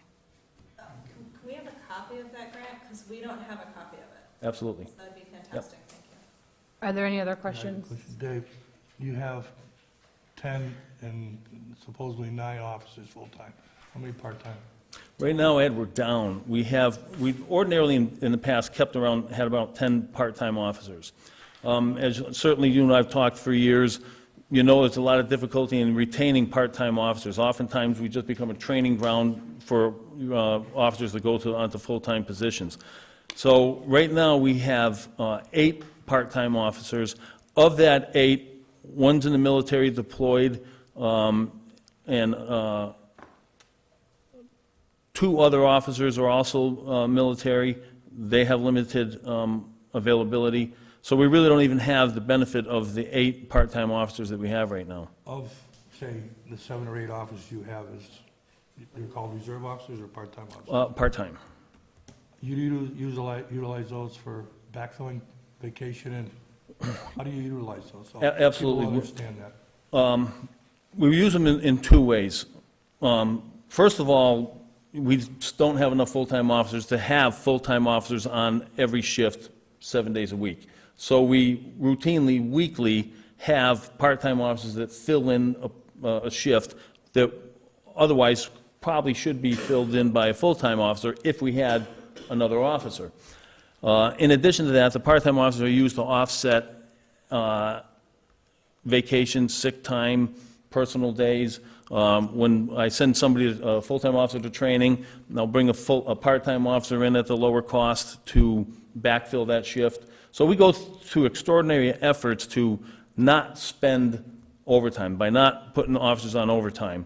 And we utilize the part-timers whenever and wherever we can for that purpose. Same thing with dispatch. We have 4 part-time dispatchers, 4 full-time dispatchers, and 2 of the dispatch shifts each week have to be filled by a part-time dispatcher, and we utilize the part-time dispatchers in the same manner to backfill, vacation and sick time and whatnot to cut down on costs. And I'm not trying to put words in your mouth or do your strategy for you, but if you lose this one officer, you're going to have to fill that void with part-times. Right. People. How's your part-time budget been? Has it been bare bone, or you've been just Well, by, or? the way the budgets have been set up, we don't really have a so-called line item that's for part-time officers. We just have the one wage allocation, and I have to make everything work out of that one wage allocation. It's this year, when we were level funded, we really had to tighten our belts a lot more. I spoke the other night about the efforts that we've gone to on reducing overtime. But whenever and wherever we can, we use the part-time officers to help keep costs down. Do the part-time officers, are they non-benefited? Do we treat, are they like a per diem? Like no Right, as benefits? needed. You're right, no benefits, as needed. However, they are members of the union, so they do have some minimal contractual, Do they get the Quinn? no. I think the reason why the Quinn is often beat up, because I used to do fire and police, the police Quinn incentive is so much higher, like the fire education incentive is much lower, and the teachers, the incentive is $3,000 or $4,000, which is different than if you brought a police officer in for $40,000 and they had a master's degree, that's 25% additional, so that's a $10,000 bonus. So that's why the police department's kind of like beat up, because the Quinn bill is so exponentially higher than like the teachers or even the firemen. So, I mean, that's just a little context. That's why the Quinn bill is beat up, because it's a huge percentage. I It's think 10 to the- 25%. I don't think the Quinn bill really exists for our town right now. I mean, some of the officers are still getting paid, but the new officers coming in are just, they have an education. I couldn't find it in the contract. The education incentive, I think, based on what I just heard, it's just called something different, but it's the same percentage. I mean, they're still getting the 10 to 25%, depending on if it's bachelor's or master's. The language in the contract indicates that the town will abide by the provisions of the Quinn bill. Right, it's the same thing, they just call it something different. Right? I have to look at the contract. It's a lower percentage, but any officer hired, I think, after 2009, they get a reduced percentage Right. of whatever the Quinn bill percentage. But they Well, we- still, 25%, it's a lower No, number. instead of 25, it's, I don't know, 15, 10, and 5, Right. however that works out. So we it's can about go- 50% reduced. But you brought up that they get so much higher. What I'm trying to say, it's not that now, it's, Well, the newer guys, sure. yeah. So that's what we're dealing with is the new. But you have a teacher who has a master's degree plus 30 extra credits, gets $2,200 to $2,400, that's it. Right, it's very low. So it's not as high, and that's So- why she said right, that's okay. why it seems like it's always under my Right, I mean, right now, we can't do anything about it. It's a contract, and Right. that's it. Right. I have a question there. If you lose this guy, which it sounds like you're not gonna have him, and I don't expect to tell me exactly what your philosophy is, but are you gonna try to reappoint that position? Or are you gonna try to see if you can hire a few more part-timers for the time being until you find out where the smoke is? What I would actually like to do, Ed, is ask the select board to support an article for the town meeting to take the amount of money that we need to fund that position out of stabilization operation. So we pretty much need, if we're going to do level service this year, we need to have that $601,000 wage allocation at a minimum, What is the dollar amount? about $43,000.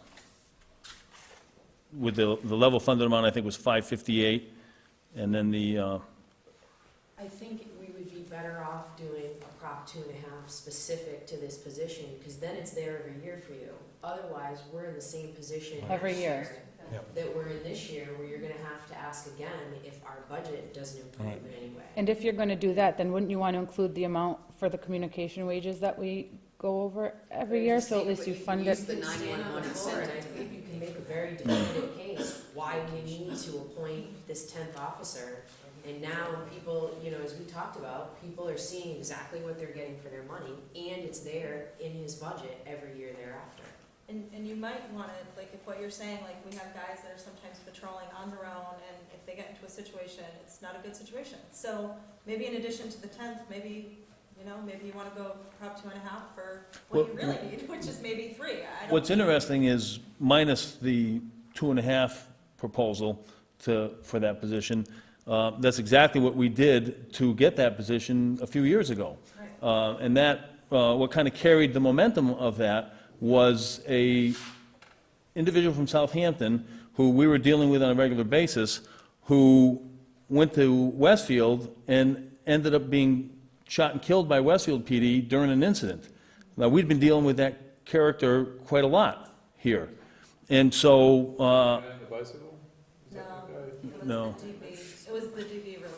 So, you know, that's exactly what we did, was I came to the select board, talked to the select board about it, you know, select board supported it, we brought it to the town meeting floor, and the taxpayers supported it and recognized the need to add that 10th officer. So that was really only about 3 years ago. But I think Amanda's suggestion would make this a permanent situation rather than every year. But what's having good- to We don't deal wanna and find do it, yeah. solutions. But Well, Francine, it what would be a might happen permanent, though is you cut be his a budget. permanent dollar amount. Right. But the only thing I'm concerned with is that we pass it with the intent that it stays with the police department, but I think we ran into this point before, that it doesn't stay there only for 1 year. Then you gotta fight for that money again. The money will stay in the general funds, but he's gotta fight for that money to go back to every year. It's not a guarantee that it'll be there forever. But if it's in his wage line, Yeah, if and it's in we his level wage line, fund. Well, I'm just saying, that'll be up You to know, this board, but if there's a different face in that board and they see it differently, I just. it could be different. I think that part of, More permanent solution. right. No, I agree with you, I And I- agree with you. I just wanted to let you know what I knew Asking him to when we had transfer this. stabilization so that he can keep what he needs. I think that, you know, and I understand the point about keeping the money in that department. Yeah, I do too. But one of the things I would say that would help that cause is the fact that we have a budget process this year that seems much different than it has been in the past. So you have listed fiscal 13, fiscal 14, fiscal 15, and it's all listed out for you, where in the past, you haven't had that to see that, okay, 3 years ago, there was this big increase, why was it? Instead, you just take it away. And so at least if you can see the history of it, it might help to keep the money in that one specific line. But I have a question. So communication wages goes over every year because it's not funded where it needs to be. Even if all $16,000 of the 911 grant went to communication wages, is that going to make it whole? It's still short. 21,000, almost 22,000 in Right. that line right now. That it's going to be short at the end of the No, year. no, the 911 incentive, That's, so that's available. that's available right now, I don't know. But So I'm just wondering if, That can only be used for dispatching. right, but if, Then we're talking about communication. and that's what I'm saying, if, And it can't all be used to wages, correct? No, Only it some- could be. All of It could be. Okay.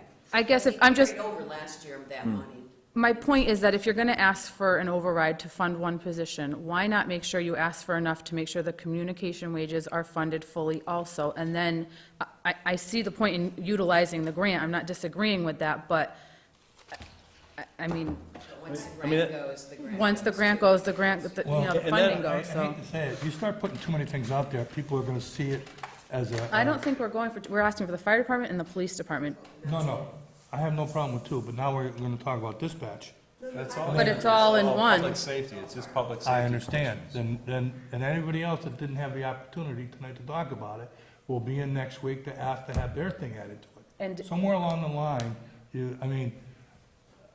I have no problem with the fire and the police, but the dispatch, what is their shortfall? Nobody's ever told me that. 1 year, I think it was 21,000. Ed, we- This year was 1 week's pay? Ed, we've had, on average, dispatch has been costing around $184,000 a year. And so, you know, the incentive 911 grant, because we only had $172,000 allocated for last year, level funded again for this year, that's what I had intended to try to use to bridge that gap when we run out of money in June in dispatch. So where the shortage comes in from is in part due to, a couple of years ago, the dispatchers weren't unionized. Now they're unionized. And when they got unionized, their contract pretty well mirrored the police officers in almost all aspects. And so there were some significant increases, and you'll see that from a couple of years ago when it really jumped up, and that's why. Yeah, I know, and that issue, hopefully, the issue we had with that, I think it's gonna get resolved this year. Because, there was a major issue or a mistake that was made in that case. Well, that mistake that you're referring to, the vacation mistake, we didn't, I held that to what it was intended to be. So that didn't cost us extra money. So they didn't get that, you held it No. to the intent. of What the contract. intent of the They negotiation snuck it- language was. Yeah, they snuck Right. it in on the sidewalk. Right. if you reserve that 911 incentive grant money, let's say you ask for an override in the amount that would cover the communication wages and a new employee. If you reserve that money for training, would it allow you to add people to your roster to have more part-time or full-time dispatchers, thus alleviating overtime? We had at one time in dispatch, 6 part-time dispatchers. And a year or so ago, Ed had asked me to add dispatchers, because over time, we got away from having 6 part-time dispatchers. And the problem with having the 6 part-time dispatchers was that we never, because we only have 2 shifts a week, okay. we couldn't work them enough to stay proficient. What changed over time was we were able to acquire full-time dispatchers from other communities to work for us part-time. So they were proficient in their jobs at their full-time jobs, and so we didn't have that problem of dispatchers becoming rusty because they're not doing the job all the time. And so we were running it with just 2 dispatchers. We went over that year. We had a dispatcher who was out on disability. There were some other issues that had occurred, including some unavailability of those 2 part-time dispatchers, which caused us to have to backfill the shifts with full-time dispatchers at overtime. The couple of years before that, utilizing those 2 part-time dispatchers, they had more availability, so we didn't have that in the preceding years. But that one year that, a year or so ago, 2 years ago, that Ed had spoke about adding more dispatchers was an unusual year. I did add more dispatchers, so now we have 4 part-time dispatchers, and on average, that's what dispatchers, dispatch centers in the area are set up as. Deerfield, Dalton has 4 full-time, 4 part-time. Lee has 4 full-time dispatchers. Hadley has 3 full-time dispatchers, 6 part-time. Southwick 4 and 3.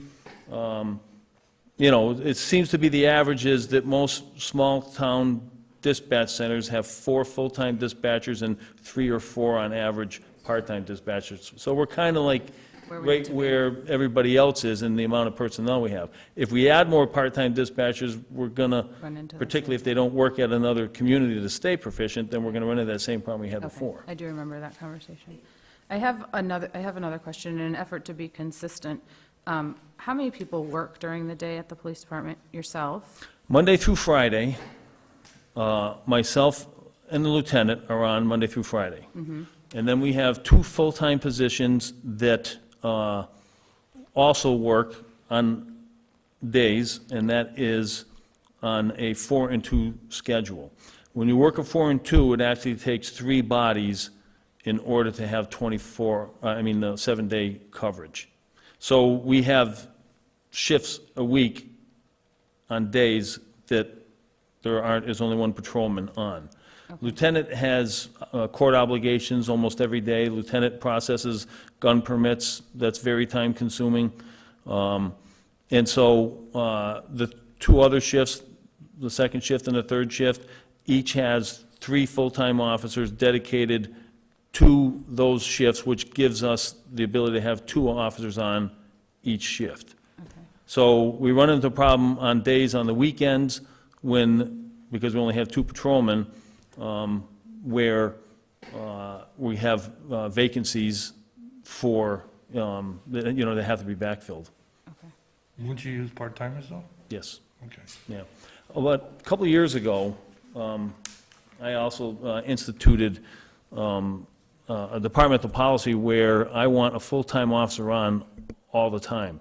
In years past, and Ed will certainly remember, there were times when we had 2 part-time officers on. And for the most part, the part-time officers are good, but they just don't have the experience that full-time officers have. And so that is problematic. The town is exposed to some level of liability, and a lot of that's been eliminated by having a full-time guy on all the time. So when we do run into shifts where looks like we might end up having to go with a part-timer, we'll try to do shift swaps. I'll try to pull a full-time officer when there's 2 on the evening shift. I'll try to pull one off and put them on the day shift, so then I can take a part-timer, put the part-timer on that other evening shift, and then we have a full-time guy on all the time without having to go to overtime. So there's all kinds of things that we do internally in the police department to try to save money, try to get the best bang out of the buck. You know, the public doesn't hear it, you folks don't hear it. But as I told you folks at the Finance Committee meeting a month or so ago, I won't take any offense to it whatsoever. I won't feel that anybody's undermining me or go behind my back. I invite you to talk to any dispatcher, any police officer, and ask them about the efforts that everybody in our departments go through to save money and cut costs. We're all doing our part. What would be your magic number for full-time staff? Because if we're gonna go to the town for an override, and it sounds like that makes sense, because then it's a structural increase. Instead of like going for one officer, because we've always had just 10, like maybe your magic number is 12, and based on like policy or, you know, your knowledge base, that's what it should be. Maybe like now would be the time, like we're going for 12 so that we don't have officers on alone if there's a crisis, and so what's your magic number? And that's exactly it, 12. Oh. 12 would give us the opportunity to have another sergeant's position so that we could have supervisors on every shift. There's value. And currently, because we don't have that opportunity, we have a officer in charge incentive that's into the contract where a senior patrolman will be the officer in charge of that shift when there isn't a sergeant on duty. And so we're paying a 7% stipend for that. There's really, you know, that then brings that kind of close to what it would cost to just make that position a sergeant, you know? But 12 would give us the type of coverage so that we could have supervisors and 2 people on all the time. Some shifts, we might be able to add with 12 a third person. It would help cover that, like the weekend shortages. So it would be 12, if you had 12 full-time, would you be able to reduce the I mean, I know what part-time, Yes. like you're filling, so you'd be able to reduce the part-time? Right, but I still think, that, you know, part-time officers, Yeah, there's value in that. they have value, absolutely, and vacation backfill and whatnot, you know. But yes, it would reduce our reliability. We have no choice but to rely on using part-time officers. Not diminishing the part-time officers in any way. We have some good part-time officers. We try to train them as best as we can. They go through the state regulated part-time reserve intermittent police academy. When they get done with that, then we put them through in-house at a minimum of another 240 hours before that officer ever gets to go out on their own, before they get to make their own arrests. We try to train the part-time officers as best we can to the level and ability of the full-time officers, because we're expecting them to do the same job as a full-time officer. Right. You know, there's other departments in the area that I know of where part-time officers don't get the full respect, I guess, that you could say that they deserve, and they're kind of treated like second-class citizens. But not here. We value our part-time officers, and we train them and utilize them like full-time people. Absolutely.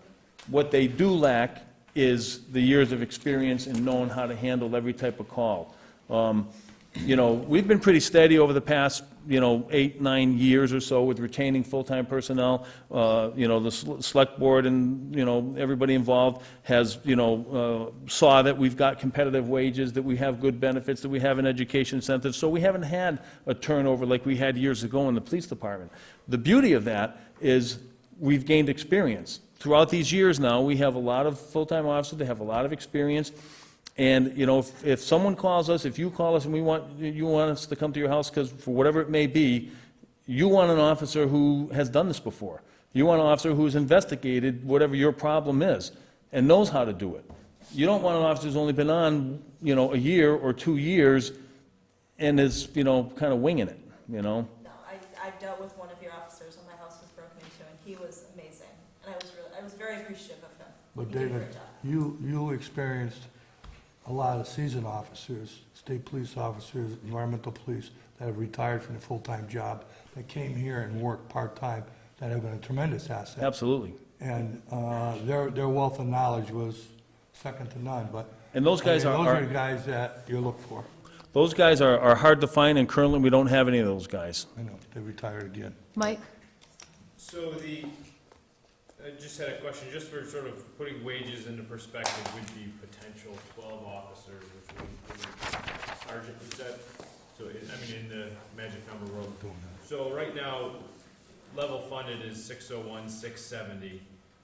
That 601, 670, and I wasn't present at, I think level funded, Mike, is the 558, because the 601 is the transfer that we did from stabilization in lieu of a cruiser. Yes. okay, so the 558 would include the potential 2 layoffs. Right. So, Yeah. from that 558, what would the approximate wages be for it basically be 3 officers, 1 sergeant adding to that? Are we talking 650, 700? I think it's gonna be more complicated than that to figure out, because you have to figure out the baseline of the wages, if any person would likely have a education, therefore they'd get any incentive. You also have to add in the actual costs to his expenses, because at that point, because of the contractual obligations, if someone's eligible for $900 of clothing or whatever, that's 900 times on an officer, so. I want to see if, for fiscal year 13, would the added officers bring you very close to what you were funded at $650,000, or is it higher than that?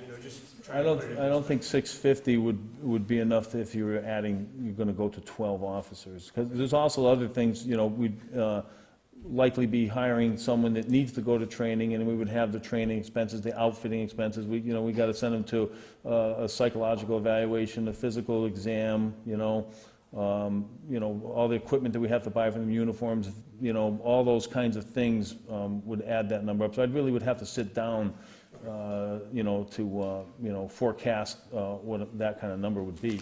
But the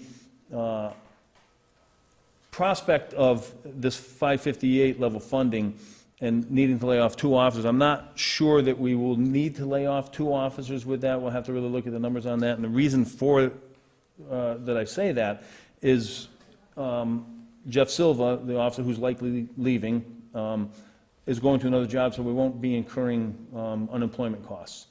So, and that $43,000 difference, which changes from 558 to the 601, is in the vicinity of what a full-time officer costs. So we may not have to lay off another officer. We might be able to get by with just Jeff's loss and try to work it out from there.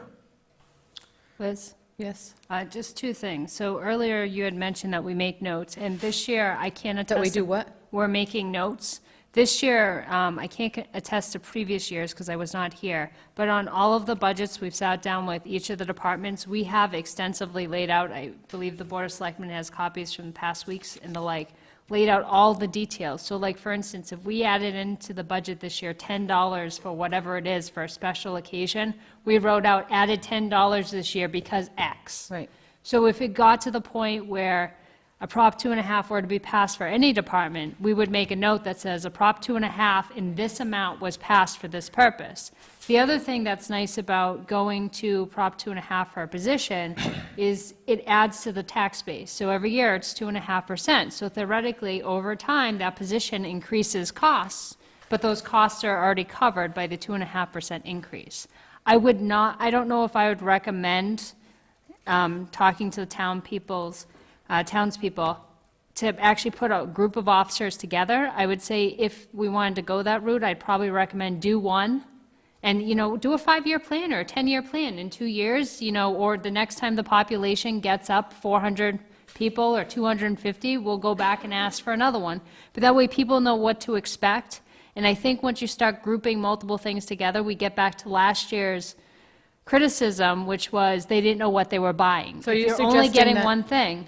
Are you suggesting rather than aim for the magic number, you aim at 1, and then with the contingency that says when we get to this amount of people, we'll ask for? We come up with a plan, whatever it is, but Okay. it adds to the transparent request that the town has. They want to know where we're going, why we're going there, and how we're going there.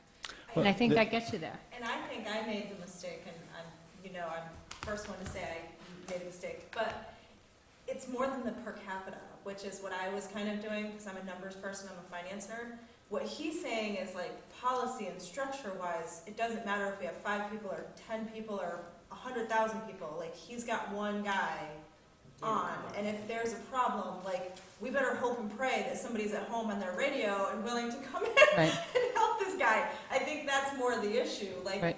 and so I think it's not really about how many people, but it's more about, the coverage. Right. Am I right? Right. Okay. I mean, I'm just putting it out there. That's what I got from this. Well, with all due respect to the chief, he has that individual that's out there by himself, he's not alone, because the dispatcher's there, plus you got mutual aid. Oh, And- that's true, the dispatcher's Okay. there, but he doesn't carry. But, no, but the point is, they do, what do they call it, wellness checks? Which is a good point, I'm glad you brought up that, because that's one of the concerns, I know it often comes up, and that's one of the questions that you had that I was going to answer tonight anyways, was regionalization of dispatch. When we've looked into that throughout different years, one of the things that I found from chiefs in smaller communities that have, like Northampton Control and other regional dispatch centers, was exactly that loss of the constant contact of that dispatcher following what that officer is doing while they're out on a call, keeping tabs on him, making sure that officer is safe. That was one of the biggest things that some of the chiefs had told me that they had that lacked in these regional dispatch centers. The regional dispatch centers are dispatching for so many different departments, police, fire, and everything, that that attentiveness to stay on top of that officer while they're on that call, ensuring that everything's okay, doesn't exist. It lapses.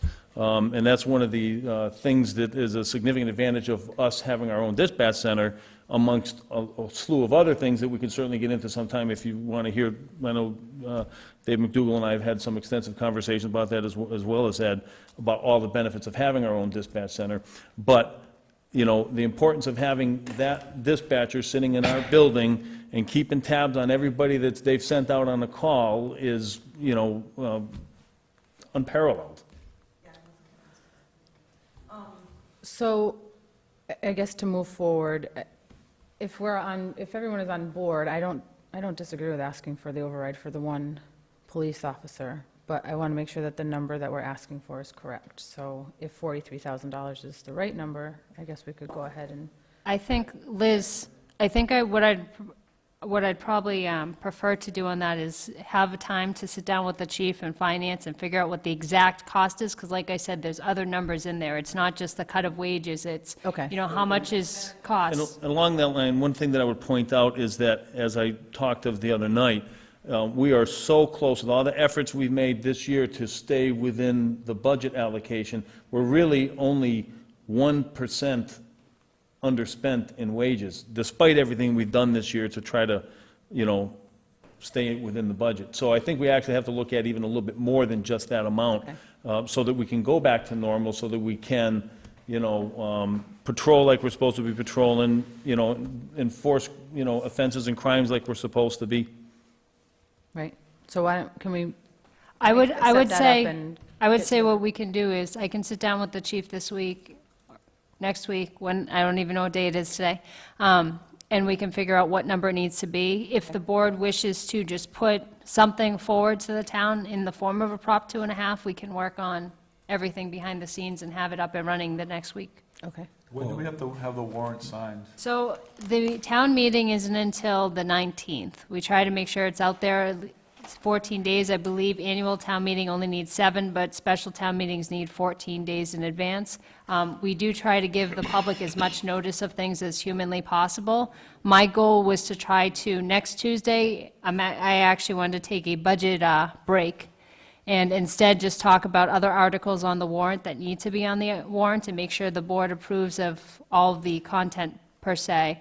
And then at that point, send the articles and the warrant, once the preliminary draft is approved by the Board of Selectmen, to the town council to review and modify. I don't like wasting time or funds if we don't need to, so if there's an article that's currently proposed on there, the board doesn't want to support it, or doesn't want it to go forward on their warrant, then we take it off, so that we don't have town council reviewing something that we don't want to proceed with. And then I'm hoping next Thursday, what I'd like to do is have a public meeting, so you have public comment. A lot of communities do this.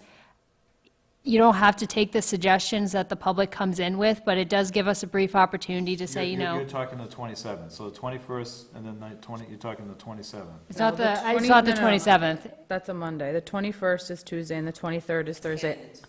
Right, I'm not available What day next is Sunday Thursday. tomorrow? 27th. Twice, Yeah. 20th, so you're talking the Tuesday the 28th, Twen- right? Is that what you just said, public forum? No, I was saying On the public forum for 23rd. next Thursday. Oh, So essentially what that would be is, You should be in charge of that, Dave. You wanted that really bad. what's that? You better be there What? for the public forum. That's different. Yeah. Can I ask that when you have the preliminary draft of the warrants, when you give it to town council, you also give a copy? Oh, absolutely. And we at done this with the point, I police think chief at the Finance moment? Committee's been involved with all of the financial articles. And I think Public Safety Complex contacted Amanda to see when they could come to a presentation before you, so you have all the information as well. Before we keep going with meetings, are we done with Chief Silvernail? Does anyone have any other questions have no regarding the questions. chief's budget? Okay, thank you, Chief, I have very one much. question. Would you want to, after all this is said, sometime sit down and talk about a contract? I've been open to that since 1999. Well, it's on the table right now. I think we should. Okay. For further discussion. Great. Do you have any questions for us, Chief? Well, there was a couple other questions that you had given me on this list that we didn't address, if you want me to go over that. One of the questions was about returning the DOJ unused funds, and yes, we do need to return those. And when I'm putting the grant information that was requested for the accountant together, and when I get that completed, included in that, I got to dig that grant out that was closed so that we can figure out how we go about and who exactly we send that money back to. Okay. I don't have those on this list, I'm sorry. Why didn't we use it all up? I closed that grant, I think it was December 2012, and based on the numbers on the budget report that I was given, we had less than enough amount of money in there to, what it was, Ed, was Obama came out with that stimulation grant. And so I applied for a grant and got a certain amount of money that we could use for patrols, and I was able to pay for patrols in the department. So in December, it was down to, I think it was $100-something. I forgot what the exact number off the top of my head is. But I needed to close the grant out, and so I did one last patrol shift, and I had to split that with the remainder of the DOJ money and my regular wages so that I could zero that out. Several months later, in a budget report, $1,100 appeared. So I don't know where that came from. There was money from a payroll that was charged there that was supposed to go to outside details. Okay. Because I looked that up last time we were talking, we Yeah. had our meeting, and I meant to bring that, but yeah, it was money that got charged there that should have went to outside detail. Yeah. So I went based on the numbers when I closed the So grant can out you of what still the use that balance extra was. money? What's Or that? You can't use that extra $1,100? No, because the grant was closed out, and after that, if you didn't use all the grant money, then you're obligated to return it. Was there anything else on that list? Because I think I have a different list than you. There was a question, what is the paid-out vacation policy for communications department and for general officers? I didn't understand what the intent of that question was. It's in their contract. Paid out? Yeah, they get paid for vacation, sick time that they don't use, or whatever it is paid. Oh, paid okay. personal, paid Yeah, whatever. not vacation time, but sick time and personal time. Whatever the two combinations are. Yes, yeah. they, what we did to prevent a use it or lose it mentality, in contract negotiations, we instituted a 50% buyback of sick time, unused sick time or personal time, and that actually worked quite well because each year, instead of the employees using up all their sick time and using up all their personal time, we're actually able to save money because we're not paying that person out 100% and then paying for a person to backfill the shift that they didn't come in for. And so we just pay at 50% of whatever time they have left that's unused. So it actually was a good motivator, and we use less time as a result of it. Gotcha. Yes? The disc is about to run out. I'm going to need to take a minute to switch discs so we can continue recording. Okay. Chief, you have anything? Do you have anything else, Chief? I don't. Okay, good. Liz, is there anything else in the meeting, or is this a point to adjourn so that he doesn't have to switch Are tables? there any other concerns that the Finance Committee would like to address at this moment? Some documents, though, that we signed off on tonight that They'll go next week. No, we can't sign them because they're not on our agenda. Make a motion to adjourn. Is there a second? All those in favor? Aye. Aye. Thanks, everybody.